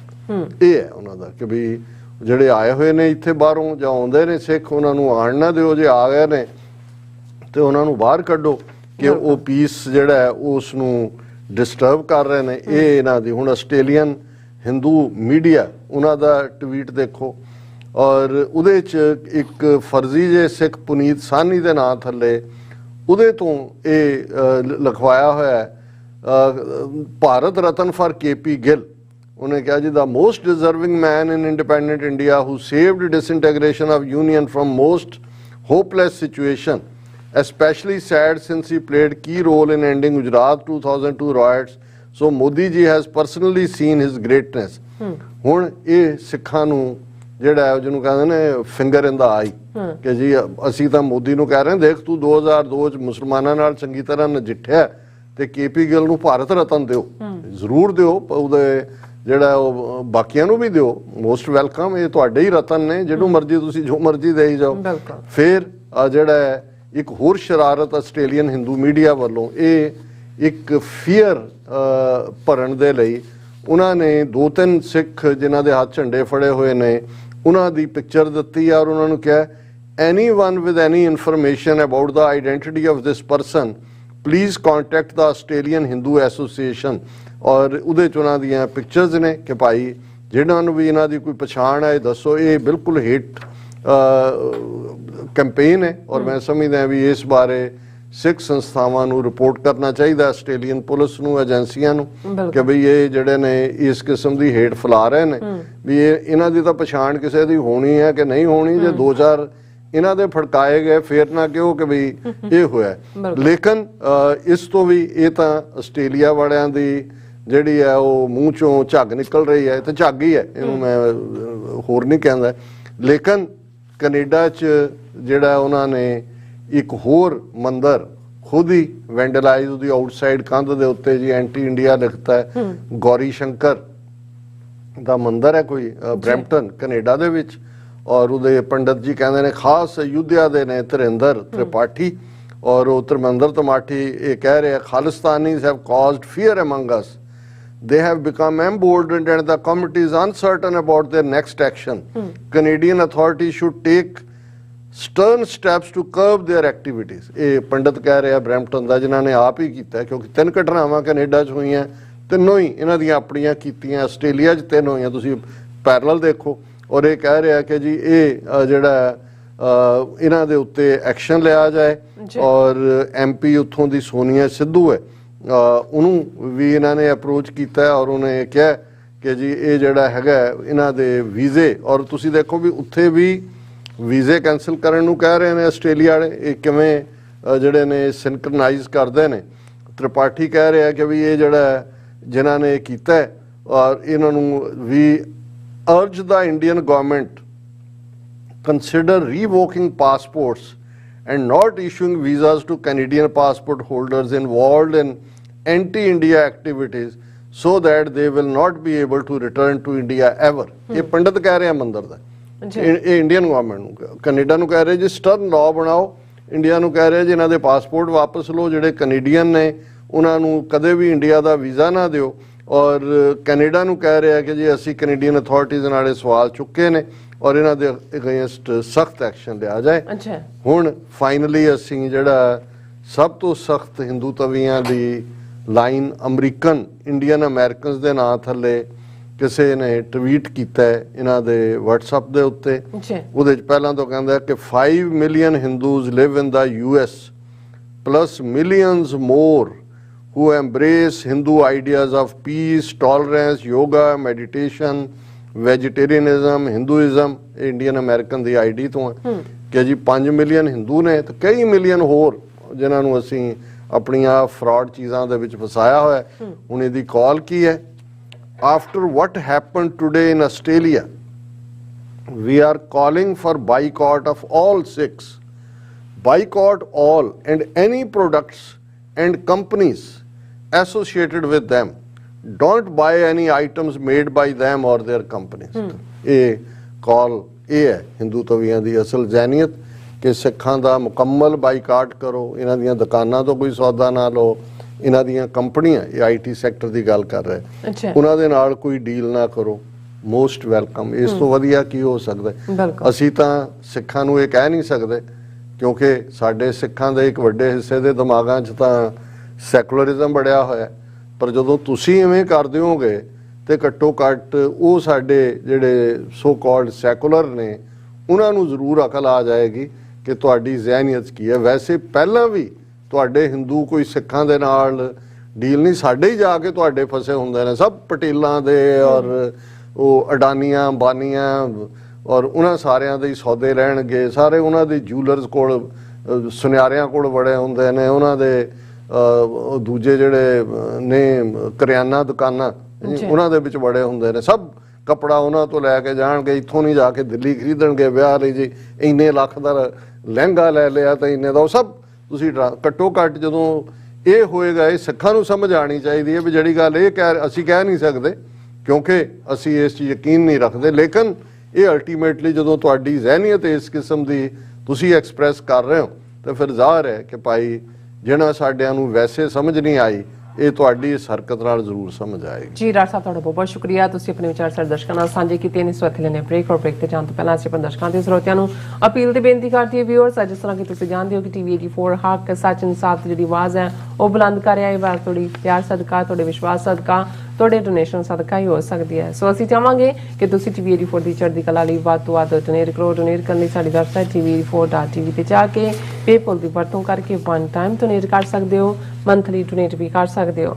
ਤੁਸੀਂ TV 84 ਦੇ ਨਾਮ ਤੇ ਚੈੱਕ ਬਣਾ ਕੇ ਸਾਨੂੰ ਮੇਲ ਵੀ ਕਰ ਸਕਦੇ ਹੋ ਸਾਡੇ ਇਸ ਪਤੇ ਤੇ 36-01 37th Avenue Long Island City New York 11101 USA, ਜਾਂ ਫਿਰ ਤੁਸੀਂ ਸਾਨੂੰ ਫੋਨ ਰਾਹੀਂ ਸੰਪਰਕ ਕਰ ਸਕਦੇ ਸਾਡੇ ਫੋਨ ਨੰਬਰ ਤੇ 5166191984। ਤੁਸੀਂ ਸਾਨੂੰ ਈਮੇਲ ਵੀ ਕਰ ਸਕਦੇ ਹੋ info@tv84.tv ਤੇ। ਅਸੀਂ ਤੁਹਾਡੇ ਤਹਿ ਦਿਲ ਤੋਂ ਸ਼ੁਕਰਗੁਜ਼ਾਰ ਹੋਵਾਂਗੇ। ਇਸ ਵਕਤ ਲੈਣੇ ਬ੍ਰੇਕ। ਵਿਊਅਰਸ ਤੁਸੀਂ ਇਸ ਤਰ੍ਹਾਂ ਬਣੇ ਰਹਿਣਾ। ਮਿਲਦੇ ਹਾਂ ਛੋਟੇ ਜਿਹੇ ਵਕਫੇ ਤੋਂ ਬਾਅਦ।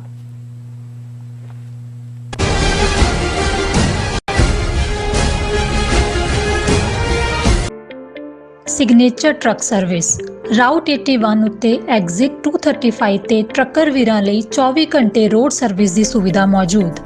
Heavy duty repair, oil change, ਪੁਰਾਣੇ ਅਤੇ ਨਵੇਂ tyre, computer diagnostic, DPF cleaning, brake service ਜਾਂ ਰਸਤੇ ਵਿੱਚ ਆਈ ਹਰ ਤਰ੍ਹਾਂ ਦੀ ਰਿਪੇਅਰ ਪ੍ਰੋਫੈਸ਼ਨਲ ਟੀਮ ਵੱਲੋਂ ਕੀਤੀ ਜਾਂਦੀ ਹੈ।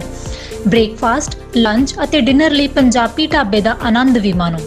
ਡਰਾਈਵਰ ਅਤੇ ਟਰੱਕ ਆਪਰੇਟਰ ਵੀਰ ਡਿਸਪੈਚ ਦੀ ਸਰਵਿਸ ਲਈ ਸਾਡੇ ਨਾਲ ਸੰਪਰਕ ਕਰਨ। Signature truck service 58 triangle drive, Weyers Cave, Virginia 24486। ਕੀ ਤੁਸੀਂ ਰੋਜ਼ਾਨਾ ਕੰਮ ਤੇ ਆਪਣਾ ਵਧੇਰੇ ਸਮਾਂ ਬਿਤਾਉਣ ਤੋਂ ਪਰੇਸ਼ਾਨ ਹੋ? ਆਪਣੀ ਪੂੰਜੀ ਨੂੰ ਕੰਮ ਤੇ ਲਗਾਓ, ਸਾਡੇ ਨਾਲ ਇਨਵੈਸਟ ਕਰੋ। ਅਸੀਂ ਤੁਹਾਡੀ ਪੂੰਜੀ ਤੋਂ ਤੁਹਾਡੇ ਲਈ ਵਧੇਰੇ ਪੈਸੇ ਬਣਾ ਸਕਦੇ ਹਾਂ। ਅਸੀਂ ਪ੍ਰਾਈਵੇਟ ਇਕੁਇਟੀ ਇਨਵੈਸਟਮੈਂਟ ਫਰਮ ਹਾਂ ਤੇ ਕਮਰਸ਼ੀਅਲ ਰੀਅਲ ਏਸਟੇਟ ਵਿੱਚ ਮਾਹਿਰ ਹਾਂ। Property management, leasing, asset management, commercial real estate investment ਵਿੱਚ ਸਾਰੀਆਂ ਸੇਵਾਵਾਂ ਲਈ ਅਮਰੀਕਾ ਭਰ ਵਿੱਚੋਂ ਤੁਸੀਂ ਸਾਡੇ ਤੱਕ ਪਹੁੰਚ ਕਰ ਸਕਦੇ ਹੋ।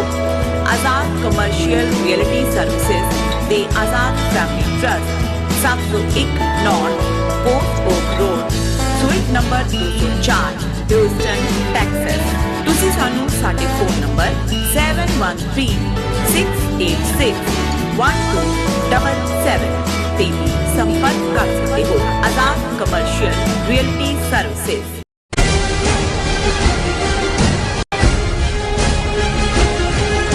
ਦਰਸ਼ਕੋ, ਬ੍ਰੇਕ ਤੋਂ ਬਾਅਦ ਤੁਹਾਡਾ ਸਭ ਦਾ ਭਰਪੂਰ ਸਵਾਗਤ ਹੈ। ਸੋ ਵੀਅਰਸ, ਦੂਸਰੇ ਸੈਗਮੈਂਟ 'ਚ ਪਹੁੰਚ ਚੁੱਕੇ ਹਾਂ। ਉਸ ਵਿੱਚ ਆਪਾਂ ਗੱਲਬਾਤ ਕਰਨ ਜਾ ਰਹੇ ਹਾਂ ਮੋਦੀ ਅਤੇ ਆਰਐਸ ਦਾ ਜਾਰ ਅਡਾਨੀ ਇਸ ਵੇਲੇ ਡੂੰਘੇ ਆਰਥਿਕ ਸੰਕਟ ਵਿੱਚ ਫਸਿਆ ਹੋਇਆ ਹੈ। ਹੁਣ ਉਹ ਦੁਨੀਆ ਦੇ ਤੀਸਰੇ ਵੱਡੇ ਅਮੀਰ ਆਦਮੀ ਦੀ ਥਾਂ ਤੇ 11ਵੇਂ ਨੰਬਰ ਤੇ ਆ ਗਿਆ ਹੈ। ਸੋ ਇਜ਼ਰਾਈਲ ਵੱਲੋਂ ਐਂਡ ਇਸ ਮੌਕੇ ਫਰੋਡ ਅਡਾਨੀ ਗਰੁੱਪ ਨਾਲ 1.18 ਬਿਲੀਅਨ ਜਿਹੜੀ ਡਾਲਰ ਦੀ ਹਾਈਫਾ ਬੰਦਰਗਾਹ ਦਾ ਸੌਦਾ ਕੀ ਸੰਕੇਤ ਦੇ ਰਿਹਾ ਹੈ। ਸੋ ਮੋਦੀ ਨੇ ਤਾਂ ਇਸ ਵੇਲੇ ਮੌਤ ਵਰਗੀ ਜਿਹੜੀ ਚੁੱਪ ਹੈ ਉਹ ਵੱਟੀ ਹੋਈ ਹੈ। ਸੋ ਇਸ ਬਾਰੇ ਆਪਾਂ ਗੱਲਬਾਤ ਕਰਨ ਜਾ ਰਹੇ ਹਾਂ। ਸੋ ਅਸੀਂ ਚਾਹਾਂਗੇ ਕਿ ਤੁਸੀਂ ਇਸੇ ਤਰ੍ਹਾਂ ਬਣੇ ਰਹਿਣਾ।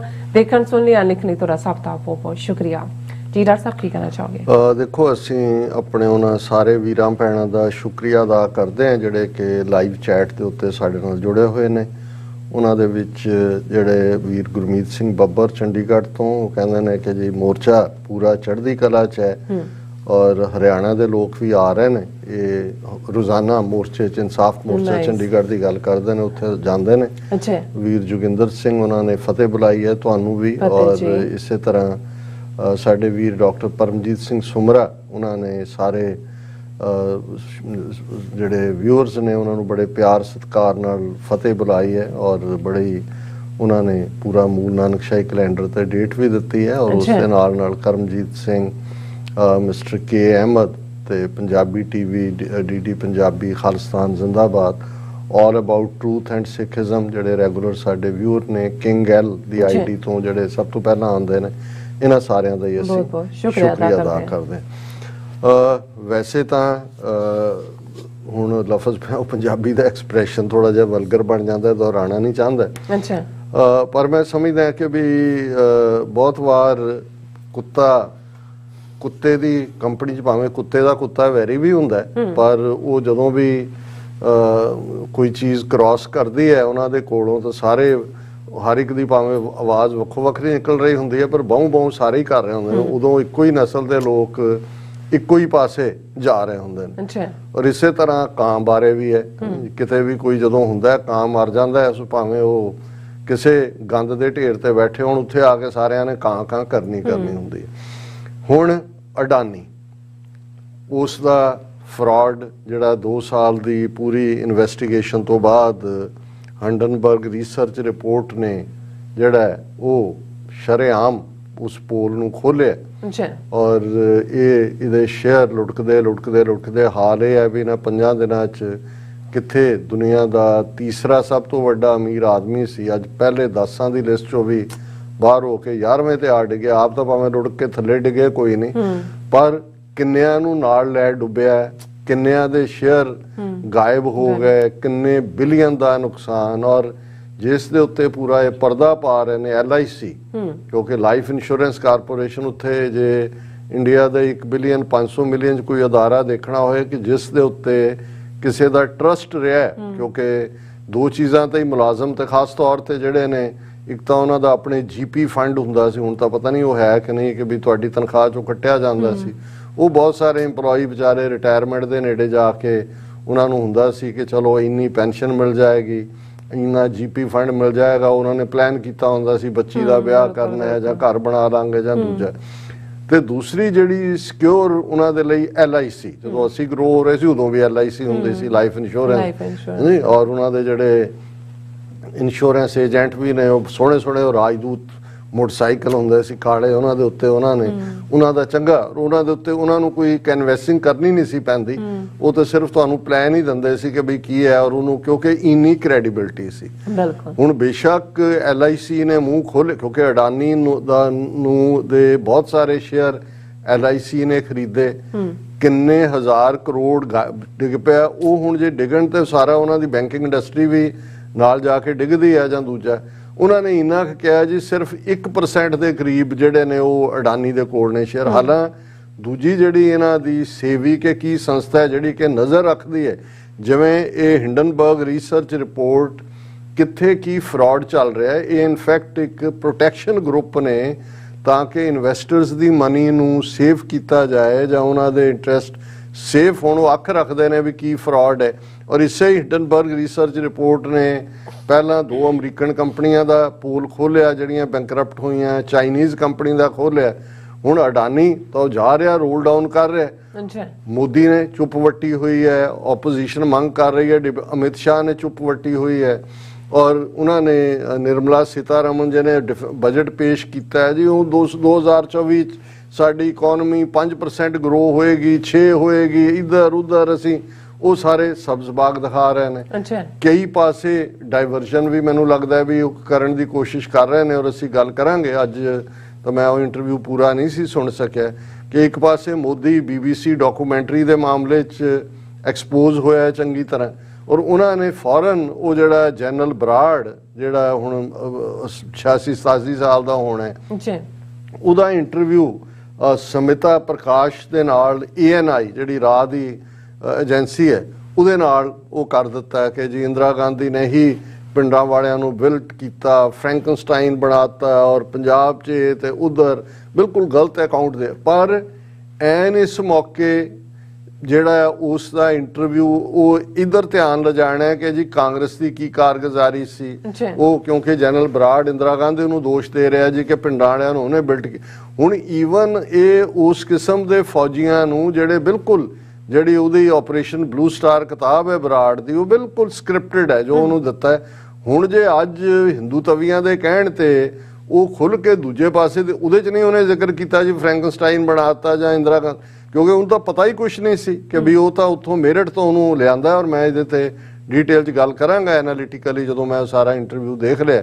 ਪਰ ਉਹਦੀ ਬੜੀ ਚਰਚਾ ਹੈ, ਖਬਰਾਂ ਵੀ ਬਣ ਗਈਆਂ, ਇਹ ਵੀ ਇੱਕ ਡਾਇਵਰਜਨ ਹੈ। ਬੇਸ਼ੱਕ ਬੜੀ ਅਨਫੋਰਚੂਨੇਟ ਘਟਨਾ ਪਿਸ਼ਾਵਰ ਦੇ ਵਿੱਚ ਵਾਪਰੀ ਹੈ, ਜਿੱਥੇ ਕਿ ਇੱਕ ਮਸਜਿਦ ਦੇ ਵਿੱਚ ਜਿਹੜਾ ਕਿ ਪੁਲਿਸ ਰੈਜ਼ੀਡੈਂਸ਼ੀਅਲ ਏਰੀਆ 'ਚ ਜਿਹੜਾ ਉਹ ਆਤਮਘਾਤੀ ਧਮਾਕੇ 'ਚ 100 ਤੋਂ ਜ਼ਿਆਦਾ ਜਿਹੜੇ ਨੇ ਉਹ ਮਾਰੇ ਗਏ ਲੋਕ, 200 ਤੋਂ ਜ਼ਿਆਦਾ ਜ਼ਖਮੀ ਨੇ, ਇਮਾਮ ਵੀ ਮਾਰਿਆ ਗਿਆ ਔਰ ਉਹਨਾਂ 'ਚ ਮਰਨ ਵਾਲਿਆਂ 'ਚ ਬੱਚੇ ਵੀ ਔਰ ਦੂਸਰੇ ਵੀ। ਇੱਕ ਬੜੀ ਟ੍ਰੈਜਡੀ ਹੈ। ਔਰ ਇਸ ਨੂੰ ਜਿਵੇਂ ਸਾਡੇ ਵੀਰ ਸੁਖਜਿੰਦਰ ਸਿੰਘ ਬਾਜਵਾ ਹੋਰਾਂ ਨੇ ਵੀ ਸਾਨੂੰ ਲਿਖਿਆ, ਔਰ ਵੈਸੇ ਵੀ ਕਿ ਭਾਈ ਇਹ ਜਿਹੜੀ ਹੁਣ ਇੰਡੀਆ ਸਭ ਤੋਂ ਪਹਿਲਿਆਂ 'ਚ ਸੀ ਕੰਡੈਮ ਕਰਨ 'ਚ ਕਿ ਪਿਸ਼ਾਵਰ 'ਚ ਹਾਲਾਂ ਉਹਦੀ ਜ਼ਿੰਮੇਵਾਰੀ ਖੁਰਾਸਾਨੀ ਲੈ ਲੈ ਕਿ TTP ਲੈ ਲੈ ਕਿ ਕੋਈ KPT ਲੈ ਲੈ, ਇਹ ਤਾਂ ਫਰੰਟ ਖੜੇ ਕੀਤੇ ਹੁੰਦੇ ਨੇ। ਲੇਕਿਨ ਇਸ ਗੱਲ ਦਾ ਜਿਹੜਾ ਉਹ ਖਦਸ਼ਾ ਜ਼ਾਹਰ ਕੀਤਾ ਜਾ ਰਿਹਾ ਕਿ ਵੀ ਔਰ ਈਵਨ ਆਉਣ ਵਾਲੇ ਦਿਨਾਂ 'ਚ ਕੁਛ ਨਾ ਕੁਛ ਐਸਾ ਹੋਰ ਵੀ ਹੋ ਸਕਦਾ ਹੈ ਜਿਹਦੇ ਥੱਲੇ, ਕਿਉਂਕਿ ਇਹ ਅਡਾਨੀ ਫਰਾਡ ਦਾ ਡਿੱਗਣਾ ਜਿਹੜਾ ਖੁੱਲਣਾ, ਫਰਾਡ ਦਾ ਜ਼ਾਹਰ ਹੋਣਾ, ਉਹ ਤਾਂ ਮੋਦੀ ਦੀ ਸ਼ਾਹ ਰਗ ਨੂੰ ਹੱਥ ਪੈਂਦਾ ਹੈ। ਕਿਉਂਕਿ ਉਹਨੂੰ ਜਿਵੇਂ ਬਿਲਟ ਕੀਤਾ ਹੈ ਕਿਸ ਲੈਵਲ ਤੇ ਅੱਧਾ ਭਾਰਤ ਵੇਚਿਆ ਹੋਇਆ ਰਹਿੰਦਾ ਜਿਹੜੇ ਵੇਚਣ ਦੇ ਰਾਹ ਤੇ ਸੀ। ਹੁਣ ਜਦੋਂ ਤੁਸੀਂ ਮੁਸੀਬਤ 'ਚ ਹੁੰਦੇ ਹੋ ਜਾਂ ਤੁਹਾਨੂੰ ਲੱਗ ਰਿਹਾ ਹੁੰਦਾ ਵੀ ਕੀ ਹੈ ਤੁਹਾਨੂੰ, ਹੁਣ ਉਹਦੇ 'ਚ 2 ਅਸੀਂ ਐਕਸ਼ਨਸ ਪਿਛਲੇ 24 ਘੰਟਿਆਂ 'ਚ ਦੇਖੇ। ਇੱਕ ਕਿਸੇ ਦਾ ਆਇਆ ਜੀ ਉਹ UAE ਦੇ ਕਿ ਕਿਸੇ ਮਸਕਟ ਦੇ ਕਿਸੇ ਸ਼ੇਖ ਨੇ ਪਤਾ ਨਹੀਂ ਕੀ ਉਹਦੇ ਸ਼ੇਅਰ ਖਰੀਦੇ ਜਾਂ ਕੀ ਹੈ, ਉਹ ਖਬਰ ਮੈਨੂੰ ਡੀਟੇਲ ਨਜ਼ਰ ਨਹੀਂ ਆਈ ਕਿਤੇ, ਮੈਂ ਕੱਲ ਹੈਡਲਾਈਨ 'ਚ ਦੇਖੀ ਸੀ। ਉਹ ਵੀ ਲੱਗਦਾ ਸੀ ਕਿ ਵੀ ਇਹ ਹੁਣ ਕਿਉਂਕਿ ਜਦੋਂ ਕਿਸੇ ਦੀ ਪੈਂਟ ਮਾਰਕੀਟ ਦੇ ਵਿੱਚ ਡਿੱਗਦੀ ਹੈ, ਕਿਸੇ ਦਾ ਵਕਾਰ ਖਤਮ ਹੁੰਦਾ ਹੈ, ਕਿਸੇ ਦਾ ਜਿਹੜੀ ਹੈ ਰੈਪੂਟੇਸ਼ਨ ਦੇ ਉੱਤੇ ਸਵਾਲੀਆ ਨਿਸ਼ਾਨ ਲੱਗਦਾ ਹੈ, ਤੇ ਇਹ ਸ਼ੇਅਰ ਬਾਜ਼ਾਰ ਵਾਲੇ ਕਹਿਣ ਨੂੰ ਸ਼ੇਰ ਨੇ, ਇਹ ਤਾਂ ਫਿਰ ਗਿੱਦੜਾਂ ਸਭ ਦੌੜ ਜਾਂਦੇ ਨੇ ਛੱਡ ਕੇ। ਕੋਈ ਸ਼ੇਰ ਸ਼ੂਰ ਨਹੀਂ ਹੁੰਦਾ ਉੱਥੇ, ਉਹ ਤਾਂ ਪੈਸਾ ਹੀ ਸ਼ੇਰ ਹੁੰਦਾ। ਜਦੋਂ ਪੈਸਾ ਡਿੱਗਣ ਲੱਗਦਾ ਫਿਰ ਕਹਿੰਦੇ ਤੂੰ ਕੌਣ, ਹਾਂ ਤੂੰ ਕੌਣ ਮੈਂ ਕੌਣ। ਔਰ ਫਿਰ ਤੁਸੀਂ ਇਸ ਕਿਸਮ ਦਿਆਂ ਦੀ ਭਾਲ 'ਚ ਹੁੰਦੇ ਹੋ ਕਿ ਜਿਹੜਾ ਤੁਹਾਡੇ ਨੰਗੇਜ਼ ਨੂੰ ਫਿਗ ਲੀਫ ਜਿਹਨੂੰ ਕਹਿੰਦੇ ਨੇ ਕਿ looking for a fig leaf ਕਿ ਵੀ ਉਹਨਾਂ ਦਾ ਨੰਗੇਜ਼ ਢੱਕਿਆ ਜਾਏ। ਤੇ ਇੱਕ ਹੁਣ ਉਹ ਨੰਗੇਜ਼ ਢੱਕਣ ਲਈ ਉਹਨਾਂ ਦੇ ਆ ਗਿਆ ਦੂਜਾ ਮੋਦੀ ਦਾ ਜੁੜਵਾਂ ਨੈਤਨਯਾਹੂ, ਜਿਹੜਾ ਇਜ਼ਰਾਈਲ ਕਰਪਟ ਮੋਸਟ ਜਿਹੜਾ 5ਵੀਂ 6ਵੀਂ ਵਾਰੀ ਬਣ ਗਿਆ ਹੈ, ਜਿਹਨੇ ਜ਼ੁਲਮ ਕੀਤੇ ਹੋਏ ਨੇ, ਵੈਸਟ ਬੈਂਕ ਦੇ ਵਿੱਚ ਸੈਟਲਮੈਂਟ ਉਹ ਕਹਿ ਰਿਹਾ ਜੀ ਜਿਹੜੀ ਫਾਇਰਿੰਗ ਜੈਰੂਸ਼ਲਮ ਸਿਨਾਗੋਗ 'ਚ ਹੋਈ ਜਾਂ ਦੂਜਾ ਬਦਲੇ ਦੇ ਤੌਰ ਤੇ ਅਸੀਂ ਵੈਸਟ ਬੈਂਕ ਦੇ ਵਿੱਚ ਹੋਰ ਸੈਟਲਮੈਂਟਸ ਬਣਾਵਾਂਗੇ। ਹੁਣ ਐਂਟੋਨੀ ਬਲਿੰਕਨ ਗਿਆ ਹੋਇਆ ਉੱਥੇ ਬੈਠਾ ਹੈ ਮਿਡਲ ਈਸਟ ਦੇ ਵਿੱਚ America the secretary of state, ਲੇਕਿਨ ਉਹ ਨੇਤਨਯਾਹੂ ਤਾਂ ਬਿਲਕੁਲ ਹੀ ਨਿਓ ਨਾਜ਼ੀ ਹੈ। ਹੁਣ ਇਧਰ ਮੋਦੀ ਨਿਓ ਨਾਜ਼ੀ ਹੈ। ਹੁਣ ਇਹ ਦੋਨੋਂ ਨਿਓ ਨਾਜ਼ੀ ਉਹਨੂੰ ਲੱਗਦਾ ਹੈ ਕਿ ਵੀ ਮੇਰਾ ਉਹਨੇ ਮੋਦੀ ਨੇ SOS ਭੇਜੀ ਹੋਣੀ ਆ ਉਹਨੂੰ ਕਿ ਜੀ ਪਰਦਾ ਢਕੋ ਮੇਰਾ। ਔਰ ਹੁਣ ਕਿਉਂਕਿ ਜਦੋਂ ਰੈਪੂਟੇਸ਼ਨ ਡਿੱਗਦਾ ਹੈ, ਸ਼ੇਅਰ ਡਿੱਗਦੇ ਨੇ ਉਹ ਬਾਏ ਕਿਨੇ ਕਰਨੇ ਹੁੰਦੇ ਨੇ। ਹੁਣ ਖਬਰ ਹੈ Israeli prime minister Netanyahu describes Haifa port deal with Adani Group as an enormous milestone. Consortium of Adani Ports and Special Economic Zone and Israel's Gadded Group won tender in ਉਹਨਾਂ ਨੇ $1.18 billion ਦੀ deal Israel ਦਾ ਜਿਹੜੀ ਸਰਕਾਰੀ group ਹੈ ਉਹਨਾਂ ਨੇ ਗੈਡਡ group ਔਰ Adani group ਨੇ $1.18 billion ਦੀ ਹਾਈਫਾ port ਨੂੰ ਡਿਵੈਲਪ ਕਰਨ ਦੀ ਜਿਹੜੀ ਡੀਲ ਹੈ ਉਹਦੇ ਤੇ ਸਾਈਨ ਕੀਤੇ ਨੇ। 70% ਜਿਹੜੀ ਹੈ the Indian partner in the consortium holds 70% of the stake while its Israeli partner Gadded has 30%. The successful entry of Adani Group in Israel through its acquisition of Haifa port is being seen as a strategic purchase. It is probably the biggest foreign investment in this country in any sector. ਹੁਣ ਇਹ ਦੱਸ ਰਹੇ ਨੇ ਜੀ ਕਿ ਦੇਖੋ Israel ਦਾ ਇੰਨਾ ਭਰੋਸਾ ਹੈ ਕਿ ਉਹਨਾਂ ਨੇ ਆਪਣੀ ਜਿਹੜੀ ਉਹ ਸੈਂਟਰਲ ਹਾਈਫਾ ਪੋਰਟ ਹੈ ਉਹ ਹਵਾਲੇ ਕਰ ਦਿੱਤੀ ਔਰ ਅਡਾਨੀ ਉਹਨੂੰ ਬਿਲਡ ਕਰਨਗੇ। ਸੋ ਇਹ ਜਿਹਨੂੰ ਕਹਿੰਦੇ ਨੇ to cover with the fig leaf. ਪਰ ਤੁਸੀਂ ਜਦੋਂ ਅਸੀਂ ਇਹ ਕਹਿੰਦੇ ਹਾਂ ਕਿ ਜੀ ਆਮ ਆਦਮੀ ਪਾਰਟੀ ਉਸੇ ਹੀ RSS ਦੀ ਜਿਹੜੀ ਹੈ ਉਹ BC ਟੀਮ ਹੈ ਕਾਂਗਰਸ ਤੇ ਗਲਤ ਨਹੀਂ ਹੈ। ਹੁਣ ਤੁਸੀਂ ਦੇਖੋਗੇ ਕਿ ਵੀ ਮੋਦੀ ਦੇ ਖਿਲਾਫ ਡਾਕੂਮੈਂਟਰੀ ਹੋਏ BBC ਦੀ, ਤੁਹਾਨੂੰ ਕੋਈ ਬਿਆਨ ਜਿਹੜਾ ਉਹ ਕੇਜਰੀਵਾਲ ਭਗਵੰਤ ਮਾਨ ਕਿਸੇ ਹੋਰ ਦਾ ਨਹੀਂ ਮਿਲਦਾ। ਕਿਸੇ ਨੇ ਕਿਹਾ ਹੋਏ ਕਿ ਜੀ ਨਹੀਂ ਅਸੀਂ ਕਰਾਂਗੇ।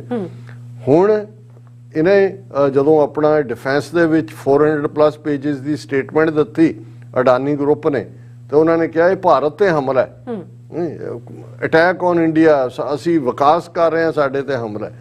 ਬਹੁਤਿਆਂ ਨੇ ਉਹੀ ਲਾਈਨ ਉਹਨਾਂ ਦੇ ਮੀਡੀਆ ਨੇ ਟੋ ਕਰਨੀ ਸ਼ੁਰੂ ਕੀਤੀ।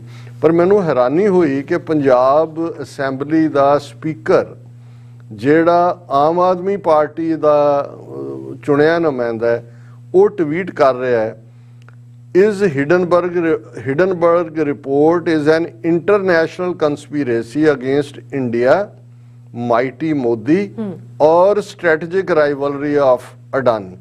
ਹੁਣ ਇਹ ਜਿਹੜਾ ਕੁਲਤਾਰ ਸਿੰਘ ਸੰਧਵਾ ਦਾ ਨਾਂ ਹੈ ਸਪੀਕਰ ਦਾ, ਇਹ ਕਹਿ ਰਿਹਾ ਹੈ ਕਿ ਜੀ ਇਹ ਜਿਹੜੀ ਹਿਡਨਬਰਗ ਰਿਪੋਰਟ ਹੈ ਇਹ ਇੰਟਰਨੈਸ਼ਨਲ ਕੰਸਪੀਰੇਸੀ ਹੈ ਇੰਡੀਆ ਦੇ ਅਗੇਂਸਟ, ਤਾਕਤਵਰ ਮੋਦੀ ਦੇ ਅਗੇਂਸਟ ਜਾਂ ਅਡਾਨੀ ਦੇ ਨਾਲ ਜਿਹੜੇ ਈਰਖਾ ਰੱਖਦੇ ਨੇ। ਹੁਣ ਇਹੀ ਜਿਹੜਾ ਹੈ ਸਪੀਕਰ ਇਹ ਗਿਆਨੀ ਜ਼ੈਲ ਸਿੰਘ ਦੇ ਟੱਬਰ ਚੋਂ ਹੀ ਹੈ, ਉਸੇ ਪਿੰਡ ਤੋਂ ਹੀ ਹੈ। ਇਹੀ ਹੈ ਜਿਹੜਾ ਉੱਥੇ ਬਰਗਾੜੀ ਮੋਰਚੇ ਦੇ ਵਿੱਚ ਪ੍ਰਣ ਕਰਕੇ ਆਇਆ ਸੀ ਕਿ ਵੀ ਜੇ ਮਹੀਨੇ ਦੇ ਵਿੱਚ ਮੈਂ ਜਾਂ ਕੋਈ ਡੇਟ ਦਿੱਤੀ ਸੀ ਉਦੋਂ ਤੱਕ ਨਾ ਦੋਸ਼ੀਆਂ ਨੂੰ ਸਜ਼ਾ ਦਿਵਾ ਸਕਿਆ ਤਾਂ ਮੈਂ ਰਿਜ਼ਾਈਨ ਕਰ ਦਿਆਂਗਾ। ਬਰਗਾੜੀ ਦਾ ਮੋਰਚਾ ਉਵੇਂ ਹੀ ਲੱਗਾ ਹੋਇਆ ਹੈ, ਇਨਸਾਫ ਮੋਰਚਾ ਵੀ ਲੱਗ ਗਿਆ, ਇਹ ਉੱਥੇ ਹੀ ਬੈਠਾ ਹੋਇਆ। ਸੋ ਇਸ ਕਿਸਮ ਦੀਆਂ ਇਹਨਾਂ ਦੀਆਂ ਕਰਤੂਤਾਂ ਜਦੋਂ ਅਸੀਂ ਦੇਖਦੇ ਹਾਂ ਫਿਰ ਇਸ ਗੱਲ ਦਾ ਧਿਆਨ ਰਹੇ ਕਿ ਮਤ ਕੋਈ ਤਵੱਕੋ ਕਰੋ। ਕਈਆਂ ਨੂੰ ਲੱਗਣ ਲੱਗ ਜਾਂਦਾ ਹੁੰਦਾ ਕਿ ਜੀ ਇੱਕ ਅੱਧਾ ਕਿਸੇ ਦਾ ਬਿਆਨ ਦੇਖਿਆ ਕਿ ਵੀ ਇੰਨੀ ਵੱਡੀ ਦੋ ਵੱਡੇ ਫਰਾਡ ਭਾਰਤ ਦੇ ਲੋਕਾਂ ਦੇ ਨਾਲ ਹੋਏ, ਜਗ ਜ਼ਾਹਰ ਕੀਤੇ ਜੋ 2002 ਚ ਮੋਦੀ ਨੇ ਕੀਤਾ। ਜਿਹੜਾ ਉੱਥੋਂ ਦੇ ਮੀਡੀਆ ਦਾ ਕੰਮ ਸੀ ਲਿਆਣਾ ਸਾਹਮਣੇ ਉਹ ਨਹੀਂ ਲਿਆਇਆ। BBC 2 ਪਾਰਟ ਡਾਕੂਮੈਂਟਰੀ ਚ ਲਿਆਈ ਉਹਨੂੰ, ਉੱਥੇ ਸਵਾਏ ਯੂਨੀਵਰਸਿਟੀ ਦੇ ਸਟੂਡੈਂਟਸ ਦੇ ਉਹ ਵੀ ਮੂਵਮੈਂਟ ਕਿੰਨੀ ਕੁ ਦੇਰ ਕੋਈ ਖਬਰ ਰਹਿੰਦੀ ਹੈ। ਉਹਨਾਂ ਨੇ ਚਾਰਜ ਕਰ ਲਏ, ਦੇਸ਼ ਧਰੋਹੀ ਬਣਾ ਦੇਣਗੇ, UAPA ਦੇ ਥੱਲੇ ਡੱਕ ਲੈਣਗੇ। ਤੇ ਦੂਸਰਾ ਜਿਹਦੇ ਚ ਲੋਕਾਂ ਦਾ ਪੈਸਾ ਮਰਿਆ, ਇਸ ਲੈਵਲ ਦਾ ਅਡਾਨੀ ਦਾ ਫਰਾਡ ਜਿਹੜਾ, ਔਰ ਉਹਦੇ ਚ ਤੁਹਾਨੂੰ ਇਹ ਨਜ਼ਰ ਨਹੀਂ ਆ। ਮਾੜਾ ਮੋਟਾ ਆਪੋਜੀਸ਼ਨ ਨੇ ਵੀ, ਈਵਨ ਰਾਜੀਵ ਗਾਂਧੀ ਜਾਂ ਦੂਜਿਆਂ ਤੀਜਿਆਂ ਨੇ ਵੀ ਨਹੀਂ, ਰਾਦਰ ਹੁਣ ਮੋਦੀ ਦੇ ਖਿਲਾਫ ਜਿਹੜੀ ਡਾਕੂਮੈਂਟਰੀ ਆਉਂਦੀ ਹੈ ਉਸ ਦੇ ਉੱਤੇ ਵੀ ਕੋਈ ਕਾਂਗਰਸ ਦਾ ਉਸ ਲੈਵਲ ਦਾ ਕੋਈ ਲਾਈਨ ਨਹੀਂ ਹੈ ਔਰ ਉਸ ਨੂੰ ਉਹ ਸਮਝਦੇ ਨੇ। ਔਰ ਜਦੋਂ ਬਿਲਾਵਲ ਭੁੱਟੋ ਨੇ ਮੋਦੀ ਨੂੰ ਬੁੱਚਰ ਆਫ ਗੁਜਰਾਤ ਕਿਹਾ ਸੀ ਤੇ ਸਭ ਤੋਂ ਪਹਿਲਾਂ ਰਾਹੁਲ ਗਾਂਧੀ ਔਰ ਕਾਂਗਰਸ ਜਿਹੜੀ ਹੈ ਡਿਫੈਂਸ ਤੇ ਆਈ ਸੀ ਕਿ ਜੀ ਇਹ ਮੋਦੀ ਇਹ ਸਾਡੇ ਨੇਸ਼ਨ ਤੇ ਹਮਲਾ ਹੈ। ਸੋ ਇਸ ਸਾਰੇ ਦੇ ਵਿੱਚ ਸਾਰਾ ਹੀ ਕੋੜਮਾ ਰਲਿਆ ਹੋਇਆ ਹੈ। ਇਕੱਲਾ ਇਹੀ ਨਹੀਂ ਵੀ ਚੋਰ ਤੇ ਕੁੱਤੀ ਰਲੇ ਹੋਏ ਨੇ, ਇਹ ਸਾਰੇ ਹੀ ਰਲੇ ਹੋਏ ਨੇ। ਜੀ ਡਾਕਟਰ ਸਾਹਿਬ ਤੁਹਾਡਾ ਬਹੁਤ ਬਹੁਤ ਸ਼ੁਕਰੀਆ। ਇਸ ਵਕਤ ਲੈਣ ਬ੍ਰੇਕ। ਵਿਊਅਰਸ ਤੁਸੀਂ ਇਸ ਤਰ੍ਹਾਂ ਬਣੇ ਰਹਿਣਾ, ਮਿਲਦੇ ਹਾਂ ਛੋਟੇ ਜਿਹੇ ਬ੍ਰੇਕ ਤੋਂ ਬਾਅਦ।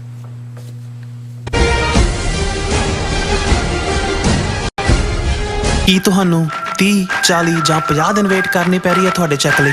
ਫਿਰ ਬ੍ਰੋਕਰਾਂ ਪਿੱਛੇ ਭੱਜਦੇ ਫਿਰਦੇ ਹੋ ਪੈਸੇ ਲਈ, ਬਹੁਤ ਜ਼ਿਆਦਾ ਟਾਈਮ ਵੇਸਟ ਹੋ ਜਾਂਦਾ ਇੱਦਾਂ ਤਾਂ। ਜੇ ਤੁਸੀਂ ਅੱਜ ਹੀ ਪੈਸੇ ਲੈਣੇ ਤਾਂ ਬੌਬਟੇਲ ਨੂੰ ਕਾਲ ਕਰੋ। ਬੌਬਟੇਲ ਤੁਹਾਡੀਆਂ ਇਨਵੋਇਸਿਸ ਸੇਮ ਡੇ ਫੰਡ ਕਰ ਸਕਦੇ ਹਨ for a small fee, no contract, no reserve and no hidden fees।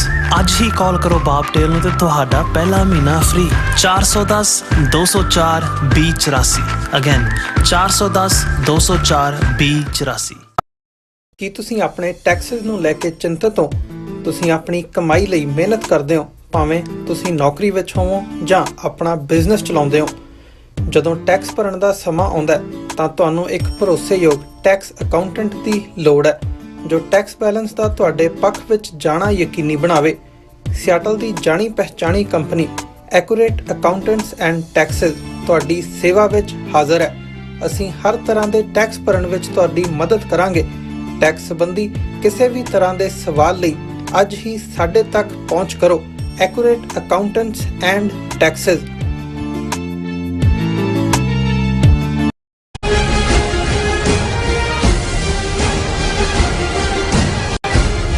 Viewers welcome back on programme. So viewers ਗੱਲਬਾਤ ਕਰਨ ਜਾ ਰਹੇ ਹਾਂ ਕਿ ਹਿੰਦੂਤਵੀ ਆਈਡੀਆਲੋਗ ਲਾਲਾ ਲਾਜਪਤ ਰਾਏ ਦੇ ਜਨਮ ਦਿਨ ਮੌਕੇ ਦੌਰਾਨ ਉਸ ਨੂੰ ਪੰਜਾਬ ਦੇ ਮੁੱਖ ਮੰਤਰੀ ਭਗਵੰਤ ਮਾਨ ਅਤੇ ਬਾਦਲ ਅਕਾਲੀ ਦਲ ਦੇ ਪ੍ਰਧਾਨ ਸੁਖਬੀਰ ਬਾਦਲ ਵੱਲੋਂ ਖਾਸ ਸ਼ਰਧਾਂਜਲੀਆਂ ਦਿੱਤੀਆਂ ਗਈਆਂ। ਸੋ ਲਾਲਾ ਲਾਜਪਤ ਰਾਏ ਦੀ ਵਿਚਾਰਧਾਰਾ ਬਾਰੇ ਕਿਸੇ ਨੂੰ ਕੋਈ ਭੁਲੇਖਾ ਨਹੀਂ ਹੋਣਾ ਚਾਹੀਦਾ। ਇਸ ਦੇ ਬਾਵਜੂਦ ਆਮ ਆਦਮੀ ਪਾਰਟੀ ਅਤੇ ਬਾਦਲ ਅਕਾਲੀ ਦਲ ਵੱਲੋਂ ਸਿੱਖ ਵਿਰੋਧੀ ਲਾਲਾ ਲਾਜਪਤ ਰਾਏ ਦਾ ਗੁਣ ਗਾਇਨ ਕਰਨਾ ਕੀ ਸੁਣਿਆ ਦਿੰਦਾ ਹੈ। ਸੋ ਇਸ ਬਾਰੇ ਆਪਾਂ ਗੱਲਬਾਤ ਕਰਨ ਜਾ ਰਹੇ ਹਾਂ। ਸੋ ਅਸੀਂ ਚਾਹਾਂਗੇ ਕਿ ਤੁਸੀਂ ਇਸੇ ਤਰ੍ਹਾਂ ਬੜੇ ਰਹਿਣਾ, ਦੇਖਣ ਸੁਣ ਲਿਆ, ਲਿਖ ਲਈ ਤੁਹਾਡਾ ਸਭ ਦਾ ਬਹੁਤ ਬਹੁਤ ਧੰਨਵਾਦ। ਜੀ ਡਾਕਟਰ ਸਾਹਿਬ ਕੀ ਵਿਚਾਰਾਂ ਨੇ? ਦੇਖੋ, ਅਸੀਂ ਜਿੱਥੇ YouTube ਤੇ ਲਾਈਵ ਚੈਟ 'ਚ ਸ਼ਾਮਲ ਹੋਏ ਵੀਰਾਂ ਭੈਣਾਂ ਦਾ ਸ਼ੁਕਰੀਆ ਅਦਾ ਕਰਦੇ ਹਾਂ। ਅੱਛਾ, ਇਵੇਂ ਹੀ ਅਸੀਂ ਫੇਸਬੁੱਕ ਤੇ ਜਿਵੇਂ ਸਾਡੇ ਵੀਰ ਰਾਜਵਿੰਦਰ ਸਿੰਘ ਉਹਨਾਂ ਨੇ ਲਿਖਿਆ, if Hindus are unsafe in Canada, they should go back to terrorist Indian state, or they should end Punjab occupation, we Sikhs will go back, so Hindus are safe। ਉਹਨਾਂ ਨੇ ਕਿਹਾ ਵੀ ਜਾਂ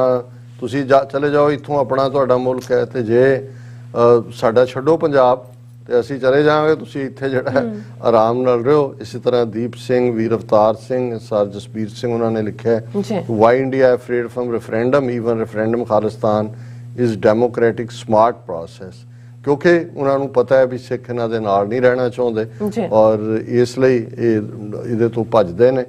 ਰਮਨ ਸੰਘਾ, ਸੋਹਣ ਸਿੰਘ ਮਾਇਲ ਜਿਹੜੇ ਰੋਜ਼ਾਨਾ ਸਭ ਤੋਂ ਪਹਿਲਾਂ ਆਉਣ ਵਾਲਿਆਂ 'ਚ ਹੁੰਦੇ ਨੇ, ਭੈਣ ਜੀ ਕੁਲਦੀਪ ਕੌਰ, ਔਰ ਇਸੇ ਤਰ੍ਹਾਂ ਹਰਮਿੰਦਰ ਸਿੰਘ ਜਿਹੜੇ ਸਾਡੇ ਰੈਗੂਲਰ ਵਿਊ ਨੇ, ਔਰ ਸਾਰੇ ਟੀਵੀ ਚੈਨਲ ਨੂੰ ਸਾਡੇ 84 ਨੂੰ ਦੇਖਣ ਵਾਲਿਆਂ ਨੂੰ ਵੀ ਫਤਿਹ ਬੁਲਾਉਂਦੇ ਨੇ। ਅਸੀਂ ਸਭ ਦਾ ਸ਼ੁਕਰੀਆ ਅਦਾ ਕਰਦੇ ਹਾਂ। ਦੇਖੋ, ਜਦੋਂ ਹੁਣੇ ਹੀ ਅਸੀਂ ਪਿਛਲੇ ਸੈਗਮੈਂਟ 'ਚ ਵੀ ਗੱਲ ਕੀਤੀ ਕਿ ਵੀ ਜੇ ਤੁਸੀਂ ਕੋਈ ਬਹੁਤੀ ਰਾਕਟ ਸਾਇੰਸ ਦੀ ਲੋੜ ਨਹੀਂ ਹੈ, ਜੇ ਤੁਸੀਂ ਇਹ ਸਾਰੀਆਂ ਹੀ ਜਿਹੜੀਆਂ ਸੋ ਕਾਲਡ ਨੈਸ਼ਨਲ ਪਾਰਟੀਆਂ ਨੇ ਜਾਂ ਖੇਤਰੀ ਪਾਰਟੀਆਂ ਵੀ ਨੇ, ਖੇਤਰੀ ਦੇ ਵਿੱਚ ਤੁਸੀਂ ਹੁਣ ਈਵਨ ਮਾਇਆਵਤੀ ਦੀ ਬਹੁਜਨ ਸਮਾਜ ਪਾਰਟੀ ਨੂੰ ਵੀ ਸ਼ਾਮਲ ਕਰ ਸਕਦੇ ਹੋ, ਈਵਨ ਨਤੀਸ਼ ਕੁਮਾਰ ਦੀ ਪਾਰਟੀ ਨੂੰ ਵੀ, ਔਰ ਕਿਸੇ ਹੱਦ ਤੱਕ ਈਵਨ ਮਮਤਾ ਬੈਨਰਜੀ ਨੂੰ। ਅਲਟੀਮੇਟਲੀ ਇਹ ਸਾਰੇ ਹੀ ਜਿਹੜਾ ਹਿੰਦੂਤਵਾ ਜਾਂ ਇੰਡੀਅਨ ਨੇਸ਼ਨ ਨੈਰੇਟਿਵ ਹੈ ਉਸ ਦੇ ਵਿੱਚ ਹੀ ਫਿੱਟ ਹੁੰਦੇ ਨੇ ਔਰ ਆਪਣੇ ਆਪ ਨੂੰ ਐਕਸਟਰਾ ਮਾਈਲ ਜਾਂਦੇ ਨੇ ਉਹਦੇ 'ਚ ਫਿੱਟ ਕਰਨ ਲਈ। ਮੁੱਖ ਧਾਰਾ ਹਿੰਦੂ ਤਵੀਆਂ ਨੂੰ, BJP RSS ਨੂੰ ਦੱਸਣ ਲਈ ਕਿ ਜੀ ਬੇਸ਼ੱਕ ਅਸੀਂ ਪਾਵਰ ਪੋਲਿਟਿਕਸ ਦੀ ਗੇਮ ਦੇ ਵਿੱਚ ਆਪਣੇ ਆਪਣੇ ਝੰਡੇ ਚੁੱਕੇ ਹੋਏ ਨੇ ਪਾਰਟੀਆਂ ਦੇ, ਪਰ ਅਸੀਂ ਅਲਟੀਮੇਟਲੀ ਹਿੰਦੂ ਰਾਸ਼ਟਰ ਵਾਲੇ ਹੀ ਹਾਂ, ਅਸੀਂ ਕੋਈ ਉਸ ਦੇ ਖਿਲਾਫ ਨਹੀਂ ਹੈ। ਔਰ ਇਹੀ ਵਰਤਾਰਾ ਤੁਸੀਂ ਸਮੇਂ-ਸਮੇਂ ਦੇਖਦੇ ਹੋ। ਜੇ ਹੁਣ BBC ਡਾਕੂਮੈਂਟਰੀ ਆਉਂਦੀ ਹੈ ਮੋਦੀ ਦੇ ਉੱਤੇ, ਈਵਨ ਮੈਂ ਕੋਈ ਮਮਤਾ ਬੈਨਰਜੀ ਦੀ ਸਟੇਟਮੈਂਟ ਵੀ ਨਹੀਂ ਦੇਖੀ ਹੈ। ਹੁਣ ਇਹ ਉਹੀ ਮਮਤਾ ਬੈਨਰਜੀ ਹੈ ਜਿਹੜੀ 2002 ਦੇ ਵਿੱਚ ਰੇਲਵੇ ਮਿਨਿਸਟਰ ਸੀ ਵਾਜਪਾਈ ਦੀ ਗਵਰਨਮੈਂਟ 'ਚ, ਔਰ ਉਹਨੇ ਰਿਜ਼ਾਈਨ ਕਰ ਦਿੱਤਾ ਸੀ। ਇਹ ਉਹਦੇ ਕ੍ਰੈਡਿਟ 'ਚ ਜਾਂਦਾ ਹੈ। ਉਹਨੇ ਮੁਸਲਮਾਨਾਂ ਦੀ ਇਸ ਨਸਲਕੁਸ਼ੀ ਦੇ ਖਿਲਾਫ ਰਿਜ਼ਾਈਨ ਕਰ ਦਿੱਤਾ ਸੀ। ਪਰ ਜਦੋਂ ਹੁਣ BBC ਦੀ ਇਹ 2 ਪਾਰਟ ਡਾਕੂਮੈਂਟਰੀ ਆਈ ਹੈ, ਇਹ ਤਾਂ ਨਹੀਂ ਹੋਇਆ ਵੀ ਬੰਗਾਲ ਨੇ ਕਿਹਾ ਜੀ ਅਸੀਂ ਇਹਨੂੰ ਸਕਰੀਨ ਕਰਦੇ ਹਾਂ, ਕੋਈ ਉਹਦੇ ਤੇ ਤੁਹਾਨੂੰ ਸਟੇਟਮੈਂਟ ਦੇਖਣ ਨੂੰ ਨਹੀਂ ਮਿਲੀ। ਕੇਜਰੀਵਾਲ ਐਂਡ ਕੰਪਨੀ ਉਹ ਤਾਂ ਬਿਲਕੁਲ ਹੀ ਜਿਹੜਾ ਅਦਰਵਾਈਜ਼ ਤੁਹਾਨੂੰ ਛੋਟੇ ਛੋਟੇ ਤੇ ਲੱਗੇਗਾ ਜੀ ਉਹ ਕੈਬਨਿਟ ਲੈ ਕੇ ਗਵਰਨਰ ਦੇ ਦਫ਼ਤਰ 'ਚ ਪਹੁੰਚ ਗਿਆ, ਉੱਥੇ ਪ੍ਰੋਟੈਸਟ ਕਰ ਰਿਹਾ ਹੈ ਕਿ ਲੈਫਟੀਨੈਂਟ ਗਵਰਨਰ ਇੰਟਰਫੀਅਰ ਕਿਉਂ ਕਰ ਰਿਹਾ। ਪਰ ਤੁਸੀਂ ਦੇਖੋਗੇ ਵੀ ਇਸ ਇਸ਼ੂ ਦੇ ਉੱਤੇ ਕਿਸੇ ਨੇ ਵੀ ਕਿਸੇ ਧਿਰ ਨੇ ਹੌਸਲਾ ਹੀ ਨਹੀਂ ਕੀਤਾ, ਬਾਦਲ ਅਕਾਲੀ ਦਾ। ਹੁਣ ਤੁਸੀਂ ਦੇਖੋ ਵੀ ਅਦਰਵਾਈਜ਼ ਜਿੱਥੇ ਸਿੱਖ ਨਸਲਕੁਸ਼ੀ ਇੱਕ ਪਾਸੇ ਹਰਸਿਮਰਤ ਬਾਦਲ ਜਾਂ ਦੂਜੀ ਕਿ ਜੀ ਸਿੱਖਾਂ ਲਈ ਵੱਖਰੇ ਕਾਨੂੰਨ ਨੇ, ਦੂਜੇ ਨੇ। ਜੇ ਤੁਸੀਂ 2002 ਦੀ ਮੁਸਲਮਾਨਾਂ ਦੀ ਹੋਈ ਨਸਲਕੁਸ਼ੀ ਦੇ ਲਈ ਆਵਾਜ਼ ਨਹੀਂ ਚੁੱਕੋਗੇ ਮੋਦੀ ਦੇ ਖਿਲਾਫ, ਤੁਹਾਨੂੰ ਚੁੱਕਣ ਦੀ ਲੋੜ ਨਹੀਂ। ਤੁਸੀਂ ਤਾਂ ਇਹੀ ਕਹਿਣਾ ਕਿ ਭਾਈ ਡੈਮੋਕ੍ਰੇਸੀ ਹੈ। ਐਮਰਜੈਂਸੀ ਨੂੰ ਜਦੋਂ ਭੰਡਿਆ ਜਾਂਦਾ ਹੈ ਇੰਦਰਾ ਗਾਂਧੀ ਦੇ ਵੇਲੇ ਸਭ ਤੋਂ ਪਹਿਲਾਂ ਹੁੰਦਾ ਜੀ ਪ੍ਰੈਸ ਸੈਂਸਰਸ਼ਿਪ। ਇਹ ਤਾਂ ਪ੍ਰੈਸ ਸੈਂਸਰਸ਼ਿਪ ਤੋਂ ਵੀ ਬਿਯੋਂਡ ਹੈ। ਇਹਨਾਂ ਨੇ ਈਵਨ ਐਲਨ ਮਸਕ ਨੂੰ ਟਵਿੱਟਰ ਤੋਂ ਹਟਾਉਣ ਤੇ ਮਜਬੂਰ ਕੀਤਾ ਹੈ, ਬਾਕੀ ਨੈਟਵਰਕਸ ਤੋਂ ਕੀਤਾ ਹੈ। ਤੁਸੀਂ ਇੰਨਾ ਕੁ ਤਾਂ ਕਹਿ ਸਕਦੇ ਹੋ ਜੀ ਫਰੀडम ਆਫ ਪ੍ਰੈਸ ਹੋਣੀ ਚਾਹੀਦੀ, ਕੋਈ ਦੇਖਣਾ ਚਾਹੇ ਦੇਖੇ, ਤੁਸੀਂ ਕਿਵੇਂ ਰੋਕ ਸਕਦੇ ਹੋ? ਲੇਕਿਨ ਕੋਈ ਨਹੀਂ। ਔਰ ਫਿਰ ਇਹੀ ਹਾਲ ਅਸੀਂ ਇਹ ਅਡਾਨੀ ਦੇ ਫਰਾਡ ਦਾ ਦੇਖਦੇ ਹਾਂ ਕਿ ਵੀ ਹੁਣ ਇੱਕ ਪ੍ਰੈਸਟੀਜੀਅਸ ਕੰਪਨੀ ਇਹ ਕਰਕੇ ਖੋਲਦੀ ਹੈ ਸਾਰਾ ਪਾਰਟ ਉਸ ਇਨਵੈਸਟੀਗੇਸ਼ਨ ਨੂੰ। ਲੋਕਾਂ ਦਾ ਪੈਸਾ, ਸ਼ੇਅਰ ਹੋਲਡਰ ਲੋਕ ਨੇ, ਉਹ ਮਿੰਟਾਂ ਪਲਾਂ 'ਚ ਜਿਹੜਾ ਕਿੰਨੇ ਬਿਲੀਅਨ, ਕੋਈ 30 ਬਿਲੀਅਨ ਹੈ, ਕੋਈ 35 ਬਿਲੀਅਨ ਹੈ, ਕਿਤੇ ਫਿਗਰ ਪਹਿਲਾਂ 11 ਬਿਲੀਅਨ ਸੀ, ਉਹ ਉੜ ਜਾਂਦਾ ਹੈ, ਐਵੈਪੋਰੇਟ ਹੋ ਜਾਂਦਾ ਹੈ। ਉਹਨੂੰ ਵਾਸ਼ਪ ਕਹਿੰਦੇ ਨੇ, ਉਹਦੇ 'ਚ ਹਵਾ 'ਚ ਉੜ ਜਾਂਦਾ ਹੈ। ਤੇ ਤੁਹਾਡੇ ਲਈ ਇੰਨੀ ਹਿੰਮਤ ਨਹੀਂ ਕਹਿਣ ਦੀ ਕਿ ਭਾਈ ਤੁਸੀਂ ਘੱਟੋ ਘੱਟ ਇੰਡੀਆ 'ਚ ਇੱਕ ਇਨਵੈਸਟੀਗੇਸ਼ਨ ਕਰਾਓ ਕਿ ਵੀ ਇਹ ਕਿਹਨੇ ਇਸ ਪਾਸੇ ਨੂੰ ਤੋਰਿਆ ਹੈ, ਇਹਨਾਂ ਨੇ ਕਿਹੜੇ। ਉਹ ਇੰਨੀ ਲੰਬੀ ਲਿਸਟ ਹੈ ਉਸ ਕੰਪਨੀ ਦੀ ਰਿਸਰਚ ਦੀ ਕਿ ਵੀ ਤੁਸੀਂ ਦੇਖੋ ਤੇ ਸਿੰਪਲ ਕੁਐਸਚਨ ਪੁੱਛੇ ਹੋਏ ਨੇ। ਔਰ ਇਹਨਾਂ 'ਚੋਂ ਇਹਦੇ ਮੁੰਡੇ ਨੇ ਕਿ ਕਿਹਨੇ, ਕਿਸੇ ਨੇ ਮੌਰੀਸ਼ੀਅਸ ਦੀ ਸਿਟੀਜ਼ਨਸ਼ਿਪ ਲਈ ਹੋਈ ਹੈ, ਕਿਸੇ ਨੇ ਆਸਟ੍ਰੇਲੀਆ ਦੀ ਲਈ ਹੋਈ ਹੈ। ਹੁਣ ਇਹੀ ਜਦੋਂ ਵਿਜੇ ਮਲਾਇਆ ਐਕਸਪੋਜ਼ ਹੋਇਆ ਸੀ, ਪਹਿਲੀ ਸਟੇਟਮੈਂਟ ਉਹਨੇ ਦਿੱਤੀ ਸੀ ਜੀ ਭਾਰਤ ਦੇ ਖਿਲਾਫ ਸਾਜ਼ਿਸ਼ ਹੈ। ਅੱਜ ਉਹੀ ਉੱਥੇ ਇੰਗਲੈਂਡ ਬੈਠਾ ਤੇ ਲੱਗੇ ਨੇ ਜੀ ਅਸੀਂ ਐਕਸਟ੍ਰਾਡਾਈਟ ਕਰ ਰਹੇ ਹਾਂ, ਦੂਜੇ ਕਰ ਰਹੇ, ਪਰ ਕਿਉਂਕਿ ਸਾਰੇ ਰਲੇ ਹੋਏ ਨੇ। ਹੁਣ ਇਸੇ ਕੌਨਟੈਕਸਟ ਜਦੋਂ ਅਸੀਂ ਈਵਨ ਦੇਖਦੇ ਹਾਂ ਹਿੰਦੂਤਵੀ ਆਈਕਨਸ, ਹੁਣ ਸਾਵਰਕਰ ਹਿੰਦੂਤਵੀ ਆਈਕਨ ਹੈ। ਤੁਹਾਨੂੰ ਸੁਖਬੀਰ ਬਾਦਲ ਜਾਂ ਆਮ ਆਦਮੀ ਪਾਰਟੀ ਜਾਂ ਕਿਸੇ ਹੋਰ ਦੀ ਸਟੇਟਮੈਂਟ ਕਦੇ ਨਜ਼ਰ ਨਹੀਂ ਆਏਗੀ ਕਿ ਭਾਈ ਜਿਹਨੇ 6 ਵਾਰੀ ਮਾਫੀ ਮੰਗੀ, ਜਿਹਦੇ ਹਿੰਦੂਤਵਾ ਦੀ ਨਫ਼ਰਤ ਦੇ ਥੱਲੇ 47 ਦੀ ਡਿਵੀਜ਼ਨ ਤੱਕ ਗੱਲ ਪਹੁੰਚੀ, ਕਿਉਂਕਿ ਸਾਵਰਕਰ ਨੇ ਹੀ, ਔਰ ਸਾਵਰਕਰ ਤੋਂ ਵੀ ਪਹਿਲਾਂ ਸ਼ਾਇਦ ਜੇ ਕਹਿਣਾ ਹੋਏ ਤੇ ਲਾਲਾ ਲਾਜਪਤ ਰਾਏ, ਢੁੱਡੀ ਕਲਾਂ ਜ਼ਿਲ੍ਹਾ ਲੁਧਿਆਣਾ ਜਗਰਾਵਾਂ ਦੇ ਨੇੜੇ ਦਾ ਜੰਮਿਆ ਇਹ ਲਾਲਾ, ਆਰੀਆ ਸਮਾਜੀ, ਸਿਰੇ ਦਾ ਫਿਰਕੂ, ਜਿਹਨੇ ਸਾਕਾ ਨਨਕਾਣਾ ਸਾਹਿਬ ਵੇਲੇ ਮਹੰਤ ਨਰੈਣੂ ਦੀ ਪਿੱਠ ਜਿਹੜੀ ਹੈ ਉਹ ਪਲੋਸੀ ਉਹਦੀ ਪਿੱਠ ਤੇ ਖਲੋਤਾ ਹੈ। ਫਿਰ ਜਿਹਨੇ ਗਦਰ ਪਾਰਟੀ ਦੇ ਵੇਲੇ ਵੱਡੀ ਗਦਾਰੀ ਕਰਦੇ, ਇੱਥੇ ਵੀ ਆਇਆ ਅਮਰੀਕਾ ਕੈਨੇਡਾ ਚੋਂ ਸਿੱਖਾਂ ਤੋਂ ਪੈਸੇ ਇਕੱਠੇ ਕਰਕੇ ਲੈ ਗਿਆ ਕਿ ਜੀ ਉਹਨਾਂ ਦੇ ਪਰਿਵਾਰਾਂ ਦੀ ਮਦਦ, ਉਹ ਪੈਸੇ ਖਾ ਗਿਆ।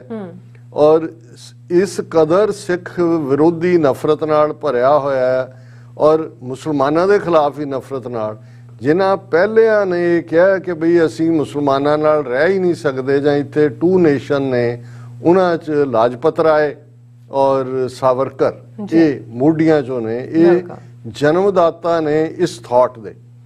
ਫਿਰ ਇਸ ਤੋਂ ਵੀ ਵੱਡਾ ਫਰਾਡ ਕਿ ਵੀ ਮਰਦਾ ਉਹ ਕਿਸੇ ਹੋਰ ਬਿਮਾਰੀ ਨਾਲ ਹੈ, ਉਸ ਨੂੰ ਸਾਈਮਨ ਕਮਿਸ਼ਨ ਨਾਲ ਜੋੜ ਕੇ ਕਿ ਜੀ ਉਹਨੇ ਲਾਠੀਆਂ ਉਹਨੂੰ ਪਈਆਂ, ਔਰ ਉਹ ਲਾਠੀਆਂ ਕਿਹੜੇ ਮਹੀਨੇ 'ਚ ਪੈਂਦੀਆਂ, ਮਰਦਾ ਅਗਲੇ ਮਹੀਨੇ 'ਚ ਹੈ। ਇੱਕ ਉਹ ਲਾਹੌਰ ਦੀ ਪ੍ਰੈਸ ਇਹਨਾਂ ਦੇ ਕੋਲ ਸੀ, ਹਿੰਦ ਸਮਾਚਾਰ, ਪ੍ਰਤਾਪ, ਮਿਲਾਪ, ਜਿੱਦਣ ਮਰ ਗਿਆ ਉਦੋਂ ਉਹਨਾਂ ਨੇ ਕਿਹਾ ਕਿ ਜੀ ਲਾਲੇ ਨੇ ਮਰਨ ਤੋਂ ਪਹਿਲਾਂ ਇਹ ਕਿਹਾ ਕਿ मेरे शरीर पर पड़ी एक एक लाठी ब्रिटिश साम्राज्य के ताबूत में कील का काम करेगी। ਉਹਦੀ ਸਟੇਟਮੈਂਟ ਕਿ ਜੀ ਉਹ ਜਿਹੜਾ ਉਹਦੇ ਤਾਬੂਤ ਦੇ ਵਿੱਚ ਕਿਲ ਸਾਬਤ ਹੋਏਗੀ, ਔਰ ਉਹਨੂੰ ਸ਼ਹੀਦ ਬਣਾ ਦਿੱਤਾ ਕਿ ਜੀ ਸਾਈਮਨ ਦੀਆਂ ਡਾਂਗਾਂ ਨਾਲ ਮਰਿਆ। ਫਿਰ ਇੱਕ ਉਹ ਦੁਰਗਾ ਕੇ ਕੌਣ ਨਾਂ ਦੀ ਬੰਗਾਲਣ ਜਿਹੜੀ ਆ ਉਹ ਪੰਜਾਬ ਆਈ, ਉਹਨੇ ਕਿਹਾ ਕਿ ਜੀ ਕਿਆ पंजाब की जवानी इतनी नपुंसक है कि वो लाला जी की मौत का बदला ना ले। फिर वो भगत सिंह वर्गा जड़ा अनभोल इमोशनल नौजवान वो उन्हों करके फिर शहीद लाला लाजपत राय नूं कल्ला शहीद ही नहीं बनाया, उहदे नाल उन्हां नूं हमेशा चुभदा सी कि हर पंजाबी वो भावें मुसलमान है, हिंदू है, सिख है, ਉਹ ਮਹਾਰਾਜਾ ਰਣਜੀਤ ਸਿੰਘ ਨੂੰ ਸ਼ੇਰੇ ਪੰਜਾਬ ਕਹਿੰਦਾ ਔਰ ਕੁਦਰਤੀ ਕਿ ਭਾਈ ਉਹ ਵਾਕਈ ਉਹ ਸ਼ੇਰੇ ਪੰਜਾਬ ਸੀ।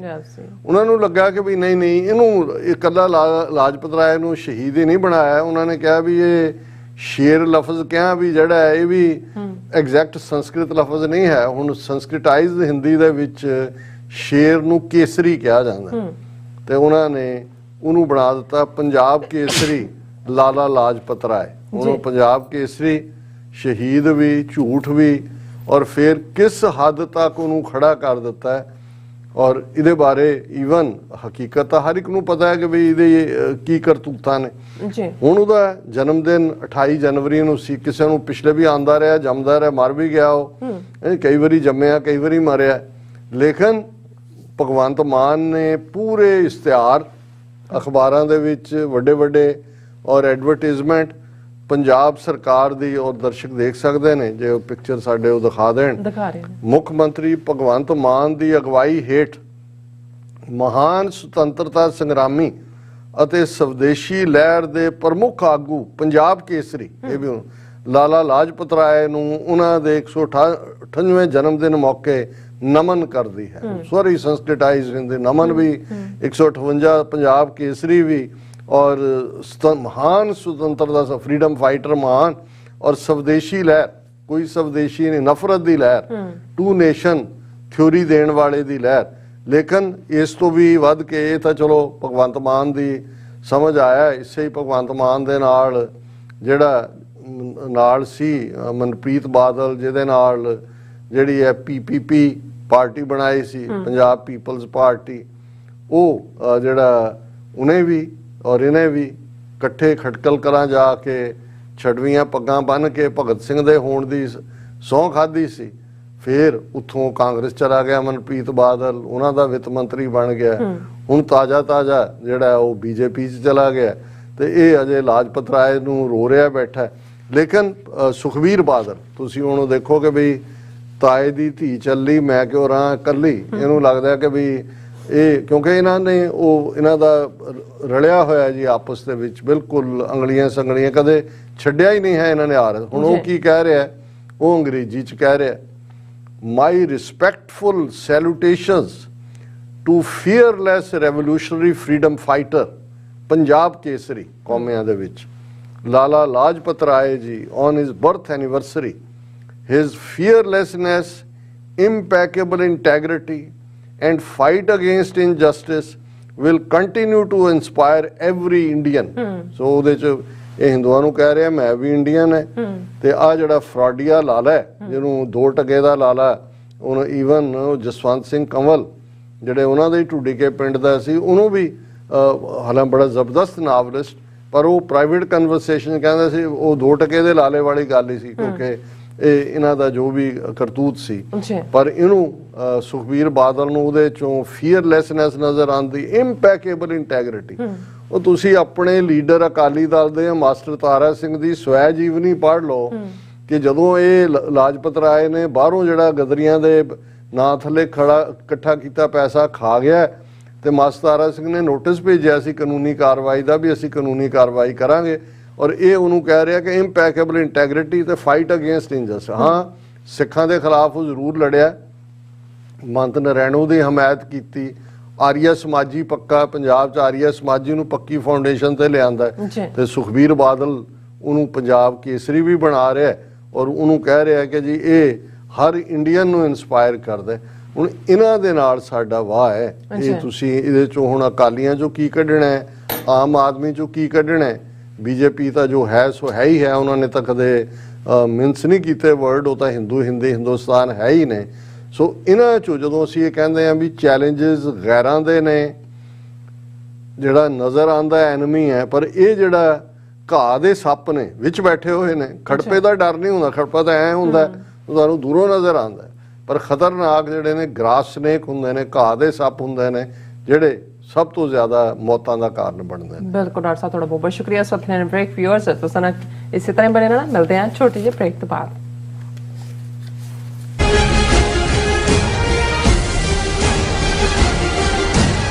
ਕੀ ਤੁਸੀਂ ਰੋਜ਼ਾਨਾ ਕੰਮ ਤੇ ਆਪਣਾ ਵਧੇਰੇ ਸਮਾਂ ਬਿਤਾਉਣ ਤੋਂ ਪਰੇਸ਼ਾਨ ਹੋ? ਆਪਣੀ ਪੂੰਜੀ ਨੂੰ ਕੰਮ ਤੇ ਲਗਾਓ, ਸਾਡੇ ਨਾਲ ਇਨਵੈਸਟ ਕਰੋ। ਅਸੀਂ ਤੁਹਾਡੀ ਪੂੰਜੀ ਤੋਂ ਤੁਹਾਡੇ ਲਈ ਵਧੇਰੇ ਪੈਸੇ ਬਣਾ ਸਕਦੇ ਹਾਂ। ਅਸੀਂ ਪ੍ਰਾਈਵੇਟ ਇਕੁਇਟੀ ਇਨਵੈਸਟਮੈਂਟ ਫਰਮ ਹਾਂ ਤੇ ਕਮਰਸ਼ੀਅਲ ਰੀਅਲ ਐਸਟੇਟ ਵਿੱਚ ਮਾਹਿਰ ਹਾਂ।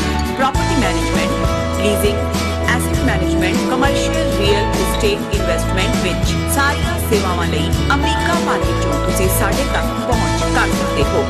ਆਜ਼ਾਦ ਕਮਰਸ਼ੀਅਲ ਰੀਅਲਟੀ ਸਰਵਿਸਿਜ਼ ਤੇ Azad family trust 701 North Port Oak Road, suite number 204, Houston, Texas. ਤੁਸੀਂ ਸਾਨੂੰ ਸਾਡੇ ਫੋਨ ਨੰਬਰ 7136861277 ਤੇ ਵੀ ਸੰਪਰਕ ਕਰ ਸਕਦੇ ਹੋ। Azad commercial realty services. Signature truck service route 81 ਉੱਤੇ ਐਗਜ਼ਿਟ 235 ਤੇ ਟਰੱਕਰ ਵੀਰਾਂ ਲਈ 24 ਘੰਟੇ ਰੋਡ ਸਰਵਿਸ ਦੀ ਸੁਵਿਧਾ ਮੌਜੂਦ। Heavy duty repair, oil change, ਪੁਰਾਣੇ ਅਤੇ ਨਵੇਂ tyre, computer diagnostic, DPF cleaning, brake service ਜਾਂ ਰਸਤੇ ਵਿੱਚ ਆਈ ਹਰ ਤਰ੍ਹਾਂ ਦੀ ਰਿਪੇਅਰ ਪ੍ਰੋਫੈਸ਼ਨਲ ਟੀਮ ਵੱਲੋਂ ਕੀਤੀ ਜਾਂਦੀ ਹੈ। ਬ੍ਰੇਕਫਾਸਟ, ਲੰਚ ਅਤੇ ਡਿਨਰ ਲਈ ਪੰਜਾਬੀ ਢਾਬੇ ਦਾ ਆਨੰਦ ਵੀ ਮਾਣੋ। ਡਰਾਈਵਰ ਅਤੇ ਟਰੱਕ ਆਪਰੇਟਰ ਵੀਰ ਡਿਸਪੈਚ ਦੀ ਸਰਵਿਸ ਲਈ ਸਾਡੇ ਨਾਲ ਸੰਪਰਕ ਕਰਨ। Signature truck service 58 triangle drive, Weyers Cave, Virginia 24486।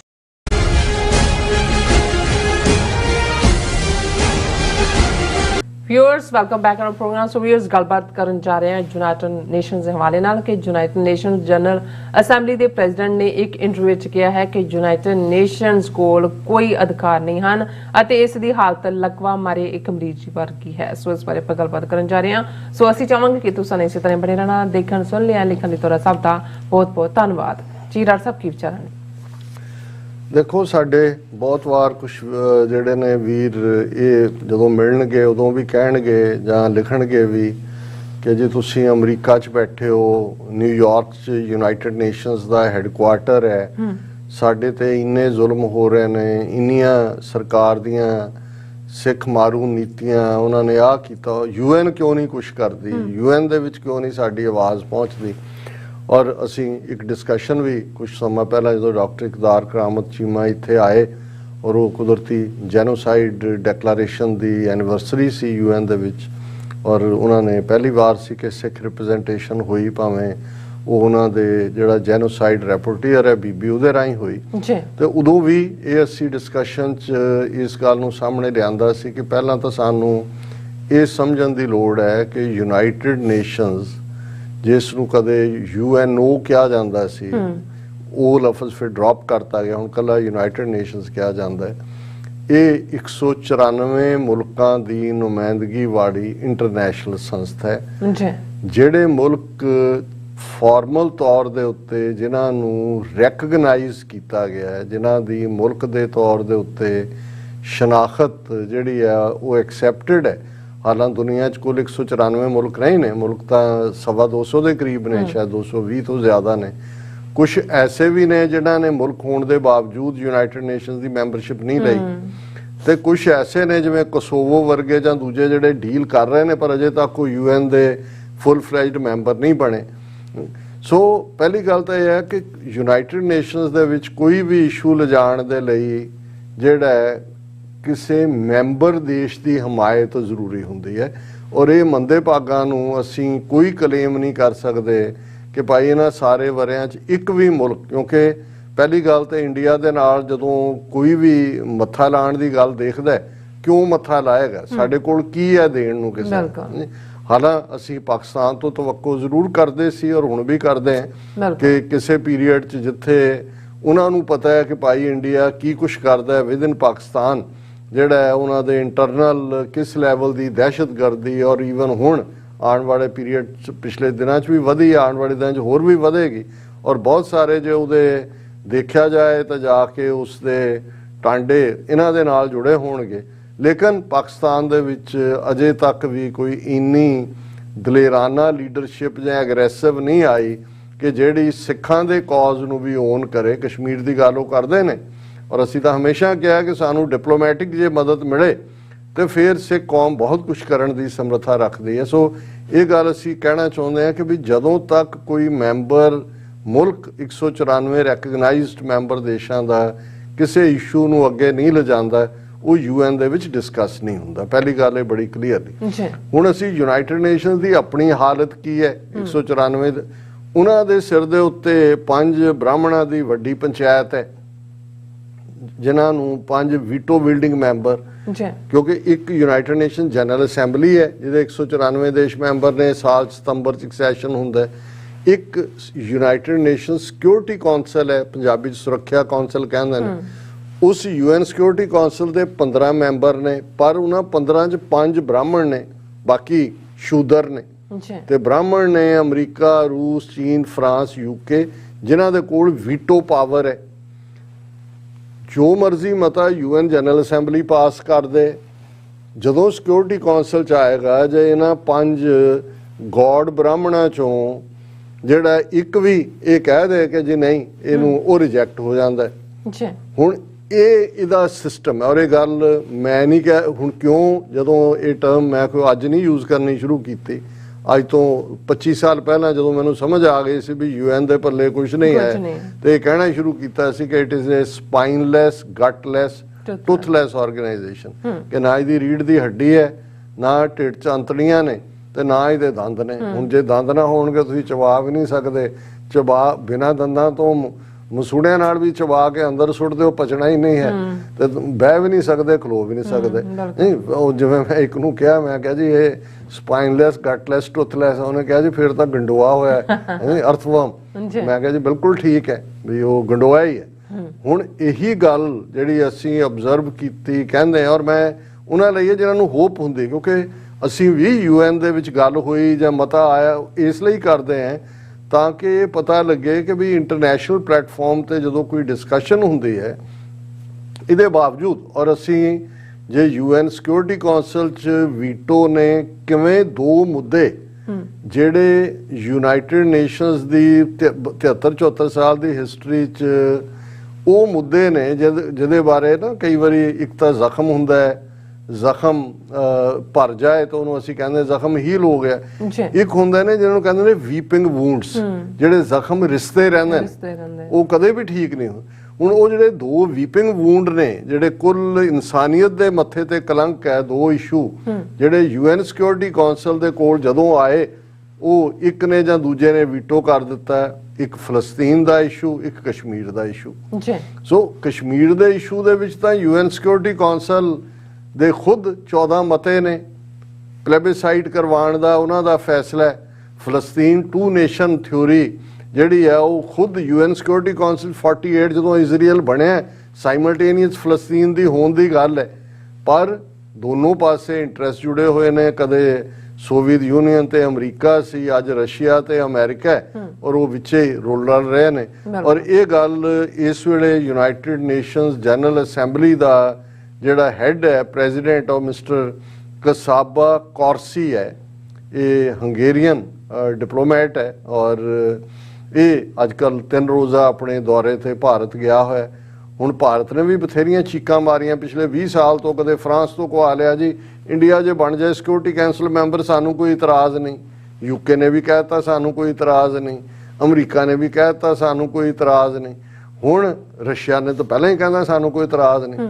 ਹੁਣ ਇਤਰਾਜ਼ ਕਿਹਨੂੰ? ਕਿਉਂਕਿ ਚਾਈਨਾ ਦੇ ਬੈਠਿਆਂ ਜਦੋਂ ਤੱਕ ਸਾਰੇ ਐਗਰੀ ਨਹੀਂ ਕਰਦੇ, ਪਹਿਲਾਂ ਤਾਂ ਰਿਫਾਰਮ ਹੀ ਨਹੀਂ ਬਣੇਗਾ, ਤਾਂ ਵੀ ਰਿਫਾਰਮ ਹੋਏ। ਇੰਡੀਆ ਨੇ ਵੀ ਇੱਕ ਜਿਹੜੀ ਸੰਸਥਾ ਫਲੋਟ ਕੀਤੀ ਸੀ ਬ੍ਰਿਕਸ, ਜਿਹਦੇ ਵਿੱਚ Brazil, Russia, India, China, south Africa, ਹੁਣ ਤਾਂ ਬ੍ਰਾਜ਼ੀਲ ਥੱਲੇ ਨੂੰ ਗਿਆ, ਸਾਊਥ ਅਫਰੀਕਾ, ਉਦੋਂ ਉਹਨਾਂ ਦੀ ਇਕਨੋਮੀਜ਼ ਗਰੋ ਹੋ ਰਹੀਆਂ ਸੀ, ਪੁੱਛਗਿੱਛ ਹੋ ਰਹੀ ਸੀ, ਔਰ ਉਹਨਾਂ ਨੂੰ ਲੱਗਦਾ ਸੀ ਕਿ ਜੀ ਸਾਡੀ ਜਿਹੜਾ ਅਸੀਂ ਮੈਂਬਰ ਹੋਣੇ ਚਾਹੀਦੇ ਆ UN ਸਿਕਿਉਰਿਟੀ ਕੌਂਸਲ। ਇੰਡੀਆ ਨੇ ਕਿਹਾ ਅਸੀਂ ਵੀ ਬਣਨਾ, ਰਸ਼ੀਆ ਚਾਈਨਾ ਨੇ ਕਿਹਾ ਕੋਈ ਨਹੀਂ ਅਸੀਂ ਹੈਗੇ, ਅਸੀਂ ਤੁਹਾਨੂੰ ਉਂਗਲ ਫੜ ਕੇ ਵਿੱਚ ਬਾੜਾਂਗੇ। ਉਸ ਪੀਰੀਅਡ ਦੀ ਗੱਲ ਹੈ। ਹੁਣ ਇਸ ਸਾਰੇ ਦੇ ਹੁੰਦਿਆਂ ਕੋਈ ਰਿਫਾਰਮ ਹੋਇਆ ਨਹੀਂ, ਕਿਉਂਕਿ ਬ੍ਰਾਹਮਣ ਕਦੋਂ ਕਹੇਗਾ ਕਿ ਕੋਈ ਸ਼ੂਦਰ ਬ੍ਰਾਹਮਣ ਬਣ ਜਾਏ ਤੇ ਮੈਨੂੰ ਕੋਈ ਤੁਸੀਂ ਸ਼ੂਦਰ ਦੇ ਰੈਂਕ ਨਾ, ਕਦੇ ਵੀ ਨਹੀਂ ਹੋਏਗਾ। ਹੁਣ ਇਸ ਦੇ ਉੱਤੇ ਇਹ ਜਿਹੜਾ ਮਿਸਟਰ ਕਸਾਬਾ ਕੌਰਸੀ ਜਿਹੜਾ ਗਿਆ ਹੋਇਆ ਇੰਡੀਆ ਦੇ 3 ਰੋਜ਼ਾ ਦੌਰੇ ਤੇ, ਉੱਥੇ ਉਹਨੇ ਆਪਣੇ ਇੱਕ ਪ੍ਰੈਜੈਂਟੇਸ਼ਨ ਦੇ ਵਿੱਚ ਕਿਹਾ, ਉਹਨੇ ਕਿਹਾ ਕਿ ਯੂਨਾਈਟਿਡ ਨੇਸ਼ਨ ਸਿਕਿਉਰਿਟੀ ਕੌਂਸਲ ਪੈਰਾਲਾਈਜ਼ਡ, ਕਿ ਸਿਕਿਉਰਿਟੀ ਕੌਂਸਲ ਜਿਹੜੀ ਹੈ ਉਹਨੂੰ ਲਕਵਾ ਮਾਰੇ, ਅਧਰੰਗ ਅਸੀਂ ਕਹਿੰਦੇ ਹਾਂ, ਉਹ ਅਧਰੰਗ ਹੈ। Composition doesn't reflect today's realities. ਹੁਣ ਅੱਜ ਦੀਆਂ ਰਿਐਲਿਟੀਜ਼ ਕੀ ਨੇ? 50 ਤੋਂ ਜ਼ਿਆਦਾ ਮੁਲਕ ਜਿਹੜੇ ਨੇ ਇਕੱਲੇ ਅਫਰੀਕਨ ਕੰਟੀਨੈਂਟ ਦੇ ਨੇ ਜੀ, ਲੇਕਿਨ ਕੋਈ ਵੀ ਅਫਰੀਕਾ ਦਾ ਇਹਨਾਂ ਪੰਜਾਂ ਦੇ ਸਿਕਿਉਰਿਟੀ ਕੌਂਸਲ ਦਾ ਵੀਟੋ ਵਿਲਡਿੰਗ ਮੈਂਬਰ ਨਹੀਂ ਹੈਗਾ ਕਿ ਵੀ ਤੁਹਾਡੀ ਬਿਲਕੁਲ ਦੂਜਾ ਹੈ। ਔਰ ਇਹ ਉਹਨੇ ਖੁਦ ਕਿਹਾ ਕਿ ਵੀ ਜਿਹੜੀ ਹੈ ਕਿ more than 1/3 of UN membership directly address this question.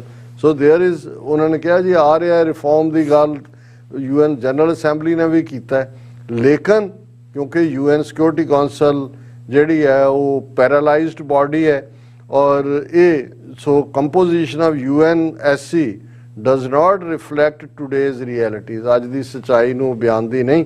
ਫਿਰ ਉਹਨੇ ਕਿਹਾ ਕਿ ਵੀ ਦੇਖੋ ਹੁਣ ਅਸੀਂ ਇਹ ਦੇਖ ਰਹੇ ਹਾਂ ਕਿ ਇਹ security council can not discharge its basic function for a very simple reason. One of the permanent members attacked its neighbor, but because of the veto power security council cannot act। ਹੁਣ ਇਹ ਕਹਿ ਰਿਹਾ ਵੀ Russia ਵੀ member ਹੈ UN ਦਾ, Ukraine ਵੀ ਹੈ। ਹੁਣ ਇੱਕ member ਉੱਠ ਕੇ ਦੂਜੇ ਦੀ ਟੈਰੀਟਰੀ ਦਾ ਇੱਕ ਹਿੱਸਾ ਖੋਹ ਲੈਂਦਾ ਹੈ, ਈਸਟਰਨ ਉਹਨਾਂ ਦੇ ਪ੍ਰੋਵਿੰਸ। ਲੜਾਈ ਅੱਜ ਵੀ ਚੱਲ ਰਹੀ ਹੈ। ਉਹਨੇ ਕਿਹਾ ਇਹ ਉਹਨਾਂ ਦਾ UN ਜਨਰਲ ਅਸੈਂਬਲੀ ਦਾ ਪ੍ਰੈਜ਼ੀਡੈਂਟ ਕਹਿ ਰਿਹਾ ਕਿ ਅਸੀਂ ਹੈਲਪਲੈਸ ਬੈਠੇ ਹਾਂ ਕਿਉਂਕਿ ਇਹ ਜਿਹੜੇ ਨੇ ਉਹ ਇੱਕ ਜਿਹੜਾ ਉਹ ਹਮਲਾ ਵੀ ਕਰ ਰਿਹਾ ਪਰ ਉਹਦੇ ਕੋਲ veto and we are helpless. So ਅਸੀਂ ਇਹੀ ਕਹਿਣਾ ਚਾਹੁੰਦੇ ਹਾਂ ਵੀ ਇਸ ਗੱਲ ਦੇ ਉੱਤੇ ਧਿਆਨ ਰਹੇ ਕਿ ਭਾਈ ਅਸੀਂ ਬੇਸ਼ੱਕ ਇਸ ਆਸ ਤੇ ਵੀ ਨਹੀਂ ਹੈ ਕਿ ਸਾਨੂੰ ਕੋਈ UN ਨੇ ਆਜ਼ਾਦੀ ਲੈ ਕੇ ਦੇਣੀ ਹੈ। ਇਹ ਆਜ਼ਾਦੀ ਸਾਨੂੰ ਜਦੋਂ ਗੁਰੂ ਸਾਹਿਬ ਨੇ ਇਹ ਫਰਮਾਇਆ ਕਿ ਕਉ ਕਿਸੀ ਕੋ ਰਾਜ ਨਾ ਦੇ ਹੈ ਜੋ ਲੈ ਹੈ ਨਿਜ ਬਲ ਸੇ ਲੈ ਹੈ, ਤੇ ਨਿਜ ਬਾਉ ਇਹਨੂੰ ਟਰਾਂਸਲੇਟ ਕੀਤਾ ਸੀ ਕਿ ਵੀ nobody offers political power on a tray, it is always grabbed। ਬਿਲਕੁਲ ਇਹ ਗ੍ਰੈਬ ਕੀਤੀ ਜਾਂਦੀ ਔਰ ਇਹ ਸਾਨੂੰ ਸਮਝ, ਇਹ ਠੀਕ ਹੈ, ਇਹ ਸਾਰੇ ਫਰੰਟ ਚੰਗੇ ਨੇ ਗੱਲਬਾਤ ਤੋਰੀ ਰੱਖਣ ਲਈ, ਹਿਊਮਨ ਰਾਈਟਸ, ਅਸੀਂ ਵੀ UN ਚਾਰਟਰ ਦੀ ਗੱਲ ਕਰਦੇ ਹਾਂ, ਪਲੇਬਿਸਾਈਡ ਦੀ ਗੱਲ ਕਰਦੇ ਹਾਂ ਅਦਰਵਾਈਜ਼, ਪਰ ਆਜ਼ਾਦੀ ਅਲਟੀਮੇਟਲੀ ਜਦੋਂ ਤੁਸੀਂ ਤਾਕਤਵਰ ਹੁੰਦੇ ਹੋ ਆਪਣੀ ਤਾਕਤ ਦੇ ਬਲਬੂਤੇ, ਫਿਰ ਕੌਣ ਕੀ ਕਹਿੰਦਾ ਹੈ ਇਹਦੀ ਪਰਵਾਹ ਨਹੀਂ ਹੁੰਦੀ, ਆਜ਼ਾਦੀ ਇਵੇਂ ਹੀ ਲਈ ਜਾਂਦੀ। ਜੀ ਡਾਕਟਰ ਸਾਹਿਬ, ਤੁਹਾਡਾ ਬਹੁਤ ਬਹੁਤ ਸ਼ੁਕਰੀਆ। ਸੋਤਰੇ ਨੇ ਬ੍ਰੇਕ ਵਿਊਅਰਸ, ਤੁਸੀਂ ਕਿਤੇ ਨਹੀਂ ਜਾਣਾ, ਮਿਲਦੇ ਹਾਂ ਛੋਟੇ ਜਿਹੇ ਬ੍ਰੇਕ ਤੋਂ ਬਾਅਦ।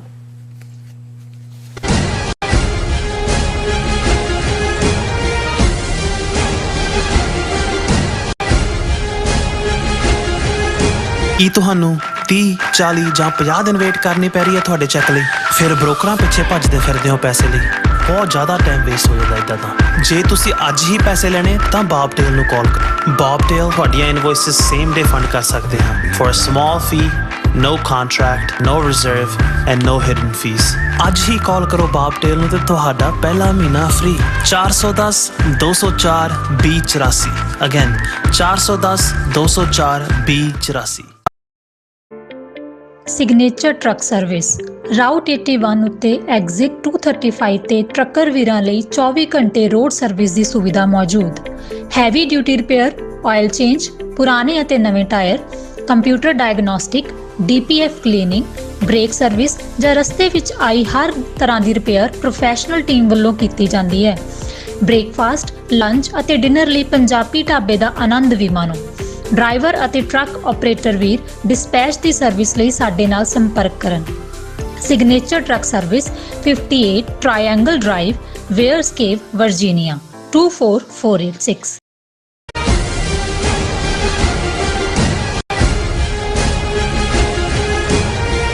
Viewers, welcome back on programme. So viewers, end ਵਾਲੇ ਸੈਕਸ਼ਨ ਵਿੱਚ ਆਪਾਂ ਗੱਲਬਾਤ ਕਰਨ ਜਾ ਰਹੇ ਹਾਂ ਜਿਹੜੀ ਇੰਡੀਅਨ ਆਰਮੀ ਦੇ ਬਾਰੇ ਨਾਲ ਕਿ ਭਾਰਤੀ ਫੌਜ ਦੇ ਲੈਫਟੀਨੈਂਟ ਜਨਰਲ ਕਲੀਤਾ ਨੇ ਕਿਹਾ ਕਿ ਫੌਜ ਜੋ ਵੀ ਆਪਰੇਸ਼ਨ ਕਰਦੀ ਹੈ ਉਸ ਦਾ ਕੋਈ ਪ੍ਰੂਫ ਨਹੀਂ ਰੱਖਦੀ।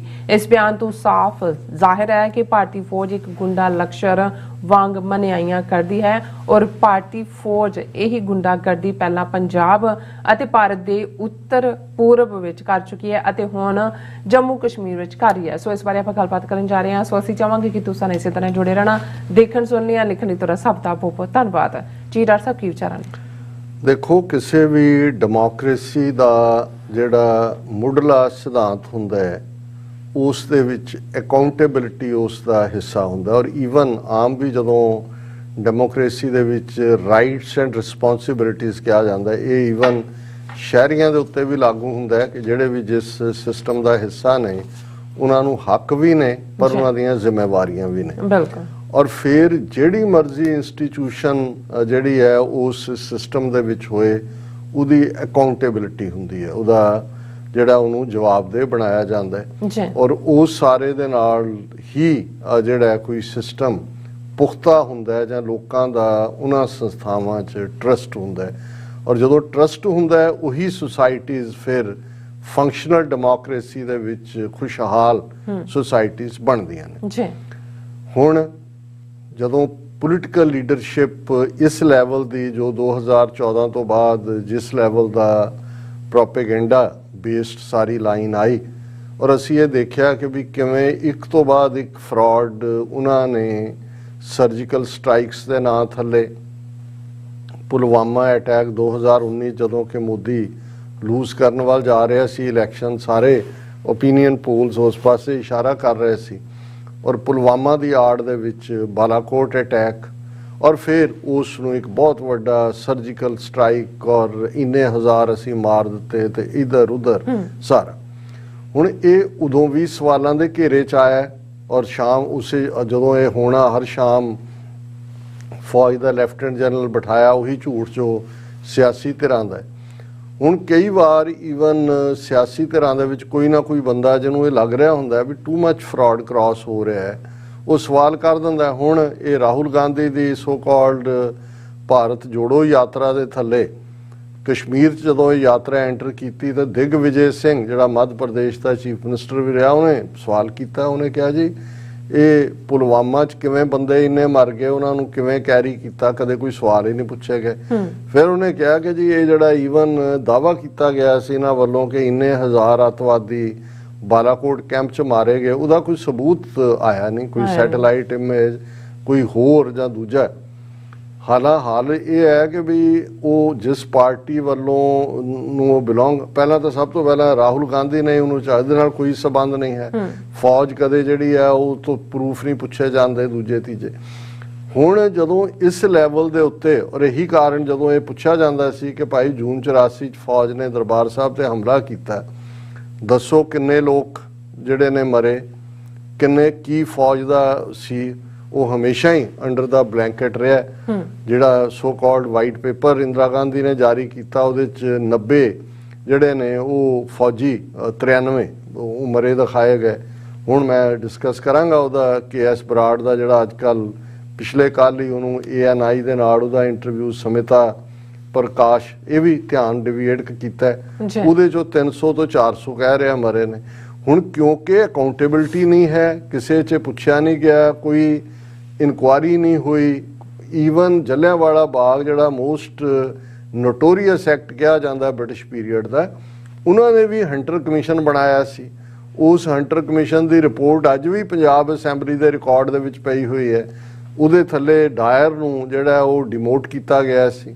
ਲੇਕਿਨ ਇੰਨਾ ਵੱਡਾ ਪੰਜਾਬ ਦੇ ਵਿੱਚ ਫੌਜ ਵੱਲੋਂ ਜਿਹੜਾ ਹੈ ਉਹ ਟੈਂਕਾਂ ਤੋਪਾਂ ਦੇ ਨਾਲ ਹਮਲਾ, ਉਸ ਦੀ ਕਿਉਂਕਿ ਕੋਈ ਅਕਾਊਂਟ ਔਰ ਕੋਈ ਰਿਕਾਰਡ ਨਹੀਂ ਕਿਤੇ ਤੁਹਾਨੂੰ ਮਿਲੇਗਾ। ਇਹੀ ਕੰਮ ਇਹ ਨਾਰਥ ਈਸਟ, ਨਾਗਾਲੈਂਡ, ਮਨੀਪੁਰ, ਮਿਜ਼ੋਰਮ 'ਚ ਕਰਦੇ ਰਹੇ। ਇਹੀ ਕਸ਼ਮੀਰ ਦੇ ਵਿੱਚ ਕਿਵੇਂ ਈਵਨ ਹਿਊਮਨ ਸ਼ੀਲਡ ਬਣਾ ਕੇ ਇੱਕ ਨੌਜਵਾਨ ਨੂੰ ਇਹਨਾਂ ਨੇ ਵਰਤਿਆ ਔਰ ਉੱਥੇ ਕਿੰਨੇ ਜ਼ੁਲਮ ਕਰ ਰਹੇ ਨੇ। ਪਰ ਹੁਣ ਇਸ ਈਵਨ ਅਨਅਕਾਊਂਟੇਬਿਲਿਟੀ ਨੂੰ ਪ੍ਰਾਈਡ ਦੇ ਨਾਲ ਓਨ ਕਰਨਾ, ਇਹ ਇੱਕ ਸਟੇਟਮੈਂਟ ਜਿਹੜੀ ਕਿ ਈਸਟਰਨ ਕਮਾਂਡ ਦਾ GOC eastern command lieutenant general RP ਕਲੀਟਾ ਉਹਨੇ ਮੀਡੀਆ ਦੇ ਨਾਲ ਗੱਲ ਕਰਦਿਆਂ ਕਿਹਾ ਕਿ ਭਾਈ ਜਦੋਂ ਉਹਨੂੰ ਪੁੱਛਿਆ ਗਿਆ ਕਿ ਇਹ ਜਦੋਂ ਕਿ ਇਹ ਬਿਆਨ ਬਾਰੇ ਕੀ ਖਿਆਲ ਹੈ ਤੇਰਾ, ਤਾਂ ਉਹਨੇ ਕਿਹਾ army does not look at keeping any evidence while carrying out an operation. ਔਰ ਉਹਨੇ ਕਿਹਾ ਜੀ ਇਹ ਅਸੀਂ don't like to comment on that. I think the nation trusts the Indian armed forces. When we are going to carry out any operation, we are not looking at keeping any proof of that operation.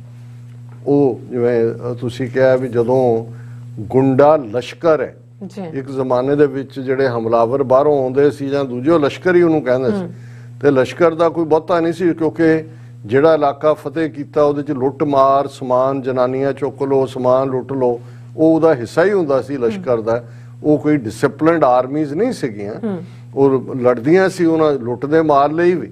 ਸੋ ਇਹ ਹੁਣ ਜਿਹੜੀਆਂ disciplined ਆਰਮੀਜ਼ ਨੇ ਮੁਲਕਾਂ ਦੀਆਂ, ਉਹਨਾਂ ਦੇ ਤਾਂ ਜ਼ਿੰਮੇ ਹੈ ਕਿ ਵੀ ਉਹਨਾਂ ਦੀ ਅਕਾਊਂਟੇਬਿਲਟੀ ਹੋਣੀ ਹੈ। ਜੀ ਹੁਣ ਇਹੀ ਗੱਲ ਜਦੋਂ ਦਿਗਵਿਜੇ ਸਿੰਘ ਨੇ ਪੁੱਛੀ ਤਾਂ ਉਹਦੀ ਪਾਰਟੀ ਦਾ ਲੀਡਰ ਹੀ ਰਾਹੁਲ ਗਾਂਧੀ, ਫੌਜ ਤੇ ਪੂਰਾ ਟਰਸਟ ਹੁੰਦਾ, ਕੋਈ ਫੌਜ ਨੂੰ ਪ੍ਰੂਫ ਨਹੀਂ ਪੁੱਛਦਾ, ਤੇ ਉਹ ਲੈਫਟੀਨੈਂਟ ਜਨਰਲ ਕਹਿ ਰਿਹਾ ਉਹਨਾਂ ਦਾ ਫੌਜ ਕੋਈ ਸਬੂਤ ਨਹੀਂ ਰੱਖਦੀ, ਉਹ ਤਾਂ ਜਿਵੇਂ ਮਰਜ਼ੀ ਹੋਏ ਜਿਹੜਾ ਉਹ ਉਹਨਾਂ ਨੇ ਕਿਸੇ ਆਪਰੇਸ਼ਨ ਦਾ। ਹੁਣ ਇਹ ਰੀਜ਼ਨ ਹੈ ਜਦੋਂ ਤੁਸੀਂ ਇਸ ਕਦਰ ਫੌਜ ਨੂੰ ਖੁੱਲੀ ਛੁੱਟੀ ਦਿੰਦੇ ਹੋ, ਇਹ ਤਾਂ ਉਹਨਾਂ ਆਪਰੇਸ਼ਨਸ ਦੀ ਗੱਲ ਕਰਦਾ। ਤੇ ਫਿਰ ਜੇ ਫੌਜ ਨੂੰ ਮਨਾਹੀਆਂ ਕਰਨ ਦੀ ਖੁੱਲ੍ਹ ਹੈ ਤੇ ਉਹੀ ਫੌਜੀ ਜਨਰਲ ਉਹ ਰਾਵਤ ਹੋਏ ਜਾਂ ਅਜੀਤ ਡੋਵਲ ਵਾਂਗ ਜਾਂ ਅੱਜ ਮਨੋਜ ਪਾਂਡੇ ਹੋਏ ਜਾਂ ਕੱਲ ਨੂੰ ਕੋਈ ਹੋਰ ਆ ਜਾਏ, ਉਹ ਵੀ ਫਿਰ ਆਪਣੇ ਮਾਲਕਾਂ ਦੀ ਦਿੱਤੀ ਸਕ੍ਰਿਪਟ ਨੂੰ ਹੀ ਪੜ੍ਹਦੇ ਨੇ, ਜੋ ਉਹਨਾਂ ਨੇ ਕਹਿਤਾ ਕਿ ਜੀ ਕਰਤਾ ਅਸੀਂ ਸਰਜੀਕਲ ਆਪਰੇਸ਼ਨ ਬਾਲਾਕੋਟ, ਇੰਨੇ ਵਜੇ ਇੰਨੇ ਹਜ਼ਾਰ ਅਸੀਂ ਅੱਤਵਾਦੀ ਮਾਰ ਦਿੱਤਾ, ਔਰ ਨਾ ਉਹਦਾ ਕੋਈ ਸਬੂਤ ਹੈ ਨਾ ਉਹਦਾ ਕੋਈ ਸਬੂਤ ਹੈ। ਇਹਨੂੰ ਕਹਿੰਦੇ ਨੇ ਪ੍ਰੋਪੇਗੈਂਡਾ ਹਕੂਮਤਾਂ। ਸੋ ਜਿਵੇਂ ਨਾਜ਼ੀਆਂ ਦੇ ਜ਼ੁਲਮਾਂ ਨੂੰ ਉਹਨਾਂ ਦੀ ਪ੍ਰੋਪੇਗੈਂਡਾ ਮਿਨਿਸਟਰੀ ਰੋਕਦੀ ਸੀ, ਅੱਜ ਉਹਨਾਂ ਦੇ ਹੀ ਫੌਜੀ ਜਰਨੈਲ ਆਪਣੇ ਇਸ ਕਰਪਟ ਪ੍ਰੋਪੇਗੈਂਡਾ ਗਰੁੱਪ ਨੂੰ ਪ੍ਰੋਟੈਕਟ ਕਰ ਰਹੇ ਨੇ। ਔਰ ਅੱਜ ਮੈਂ ਥੋੜਾ ਭਾਵੇਂ ਸੀਮਤ ਵਕਤ ਦੇ ਵਿੱਚ ਹੀ ਅੱਜ ਦਾ ਵਿਚਾਰ ਸ੍ਰੀ ਇੱਕ ਓੰਕਾਰ ਸਤਿਗੁਰ ਪ੍ਰਸਾਦ ਸ੍ਰੀ ਰਾਗ ਕੀ ਵਾਰ ਮਹੱਲਾ ਚੌਥਾ ਸ਼ਲੋਕਾਂ ਨਾਲ ਇੱਕ ਸ਼ਲੋਕ ਅਸੀਂ ਡਿਸਕਸ ਕਰਾਂਗੇ। ਮਹੱਲਾ ਤੀਜਾ ਦਾ ਰਾਗਾਂ ਵਿੱਚ ਸ੍ਰੀ ਰਾਗ ਹੈ, ਜੇ ਸੱਚ ਧਰੇ ਪਿਆਰ ਸਦਾ ਹਰ ਸੱਚ ਮਨ ਵਸੈ, ਨਿਚਲ ਮਤ ਅਪਾਰ ਰਤਨ ਅਮੋਲਕ ਪਾਇਆ, ਗੁਰ ਕਾ ਸ਼ਬਦ ਵਿਚਾਰ, ਜੇਵਾ ਸੱਚੀ ਮਨ ਸੱਚਾ, ਸੱਚਾ ਸਰੀਰ ਆਕਾਰ, ਨਾਨਕ ਸੱਚੈ ਸਤਿਗੁਰ ਸੇਵੀਐ, ਸਦਾ ਸੱਚ ਵਪਾਰ। 31 ਰਾਗ ਗੁਰੂ ਗ੍ਰੰਥ ਸਾਹਿਬ 'ਚ ਦਰਜ ਨੇ, ਯਾਨੀ ਕਿ ਬਾਣੀ 31 ਰਾਗਾਂ ਦੇ ਸਿਰਲੇਖ ਹੇਠ ਦਰਜ ਹੈ।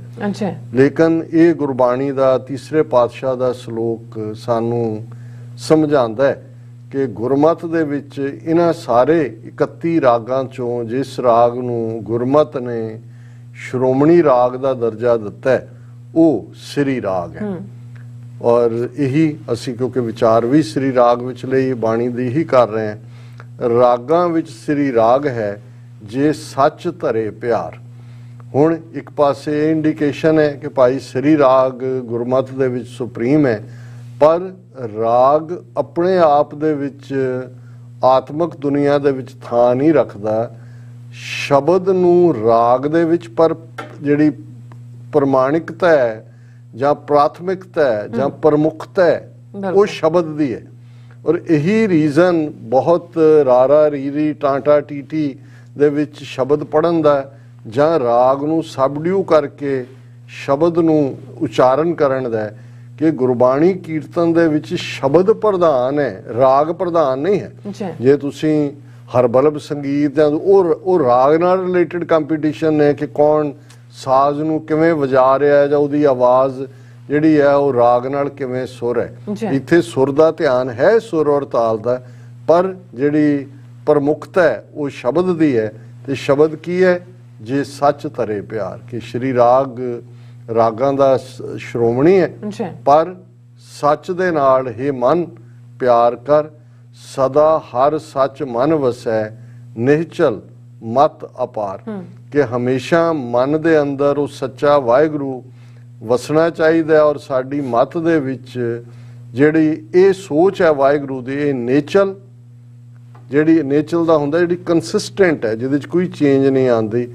ਤੇ ਇਹ ਮੰਨ ਕੇ ਕਿ ਵਾਹਿਗੁਰੂ ਅਪਰੰਪਾਰ ਹੈ। ਅਪਾਰ ਪਾਰ ਹੁੰਦਾ ਹੱਦ ਬੰਨੇ ਵਾਲੀ ਕੋਈ ਥਾਂ, ਅਪਾਰ ਹੁੰਦਾ ਜਿਹਦਾ ਕੋਈ ਹੱਦ ਬੰਨਾ ਨਹੀਂ, ਬਿਯੋਂਡ ਲਿਮਿਟਸ, ਕਿ ਉਹ ਵਾਹਿਗੁਰੂ ਬਿਯੋਂਡ ਲਿਮਿਟ ਹੈ, ਸੱਚ ਹੈ। ਹੇ ਮੇਰੇ ਮਨ, ਸੱਚ ਨਾਲ ਪਿਆਰ ਕਰ ਔਰ ਉਸ ਵਾਹਿਗੁਰੂ ਸੱਚੇ ਨੂੰ ਸਦਾ ਆਪਣੇ ਮਨ ਦੇ ਅੰਦਰ ਰੱਖ। ਰਤਨ ਅਮੋਲਕ ਪਾਇਆ, ਗੁਰ ਕਾ ਸ਼ਬਦ ਵਿਚਾਰ, ਕਿ ਇਹ ਜਿਹੜਾ ਨਾਮ ਦਾ ਕੀਮਤੀ ਰਤਨ ਮੈਨੂੰ ਮਿਲਿਆ, ਇਹ ਗੁਰੂ ਦੇ ਸ਼ਬਦ ਦੀ ਵਿਚਾਰ ਦੇ ਨਾਲ ਮੈਂ ਹਾਸਲ ਕੀਤਾ। ਜੇਵਾ ਸੱਚੀ ਮਨ ਸੱਚਾ, ਜਦੋਂ ਇਹ ਨਾਮ ਦਾ ਰਤਨ ਅੰਦਰ ਵਸਿਆ, ਮੇਰੀ ਜੀਭ ਦੇ ਉੱਤੇ ਵੀ ਸੱਚ ਵਸਦਾ ਹੈ, ਮੇਰੇ ਮਨ ਦੇ ਅੰਦਰ ਵੀ ਸੱਚਾ ਸੱਚਾ ਸਰੀਰ ਆਕਾਰ ਤੇ ਈਵਨ ਮੇਰਾ ਸਾਰਾ ਵਜੂਦ ਮੇਰਾ ਤਨ ਵੀ ਉਸ ਸੱਚ ਦਾ ਰੂਪ ਹੋ ਜਾਂਦਾ ਹੈ ਬਿਲਕੁਲ ਕਿਉਂਕਿ ਇਹ ਜਦੋਂ ਤੁਹਾਡੇ ਰੋਮ ਰੋਮ ਚ ਵਾਹਿਗੁਰੂ ਵਸਦਾ ਹੈ ਤੇ ਫਿਰ ਤਨ ਮਨ ਤਨ ਗੁਰੂ ਦੇ ਹਵਾਲੇ ਹੁੰਦਾ ਹੈ ਤੇ ਸਭ ਕੁਝ ਸੱਚ ਤੋਂ ਬਿਨਾ ਫਿਰ ਕੋਈ ਤੁਹਾਡੇ ਵਜੂਦ ਦਾ ਵਜੂਦ ਹੀ ਨਹੀਂ ਹੁੰਦਾ, ਤੁਹਾਡਾ ਵਜੂਦ ਹੀ ਸੱਚ ਰੂਪ ਹੋ ਜਾਂਦਾ ਹੈ। ਨਾਨਕ ਸੱਚਾ ਸਤਿਗੁਰ ਸੇਵੀਐ ਸਦਾ ਸੱਚ ਵਪਾਰ। ਤੀਸਰੇ ਨਾਨਕ ਗੁਰੂ ਅਮਰਦਾਸ ਫਰਮਾਉਂਦੇ ਨੇ ਕਿ ਉਸ ਸੱਚੇ ਵਾਹਿਗੁਰੂ ਨੂੰ ਸਿਮਰੀਏ, ਉਸ ਦੀ ਯਾਦ ਵਿੱਚ ਜੁੜੀਏ, ਜਿਹਦੇ ਨਾਲ ਜੁੜਨਾ ਜੀਵਨ ਦਾ ਅਸਲੀ ਮਨੋਰਥ ਹੈ, ਅਸਲੀ ਕਾਰਜ ਹੈ, ਜੀਵਨ ਦੀ ਅਸਲੀ ਵਣਜ ਹੈ। ਇਹੀ ਵਾਹਿਗੁਰੂ ਦਾ ਪਿਆਰ ਹੈ ਔਰ ਇਹੀ ਅੱਜ ਦਾ ਵਿਚਾਰ ਜੀ। ਡਾਕਟਰ ਸਾਹਿਬ ਤੁਹਾਡਾ ਬਹੁਤ ਬਹੁਤ ਸ਼ੁਕਰੀਆ, ਤੁਸੀਂ ਅੱਜ ਦੇ ਅਹਿਮ ਇਸ਼ੂ ਤੇ ਅੱਜ ਦਾ ਵਿਚਾਰ ਸਾਡੇ ਦਰਸ਼ਕਾਂ ਨਾਲ ਸਾਂਝਾ ਕੀਤਾ ਹੈ। ਸੋ ਇਸ ਤਰ੍ਹਾਂ ਆਪਣੀ ਵਿਊਅਰਸ ਕੋਲ ਲੈਣ ਇਜਾਜ਼ਤ। ਵਿਊਅਰਸ ਸਾਡੇ ਪ੍ਰੋਗਰਾਮ ਦਾ ਸਮਾਂ ਇੱਥੇ ਸਮਾਪਤ ਹੁੰਦਾ। ਤੁਸੀਂ ਆਪਣੀ ਰਾਏ ਤੇ ਸੁਝਾਅ ਸਾਨੂੰ ਭੇਜਣਾ ਭੁੱਲਣਾ ਸਾਡੇ ਇਸ ਪਤੇ ਤੇ sos@tv84.tv ਤੇ ਅਸੀਂ ਆਪਣਾ ਪ੍ਰੋਗਰਾਮ ਲੈ ਕੇ ਫਿਰ ਦੁਬਾਰਾ ਤੁਹਾਡੇ ਸਾਹਮਣੇ ਹੋਵਾਂਗੇ। ਤਦ ਤੱਕ ਲਈ ਮੈਨੂੰ ਤੇ ਆਪਣਾ ਸਲਾਹ ਗਿਆ ਦੋ ਦੇਖਦੇ ਰਹੋ TV84। ਬੁਲਾ ਦਿਓ ਫਤਿਹ। ਵਾਹਿਗੁਰੂ ਜੀ ਕਾ ਖਾਲਸਾ, ਵਾਹਿਗੁਰੂ ਜੀ ਕੀ ਫਤਿਹ। ਰੱਬ ਰਾਖਾ।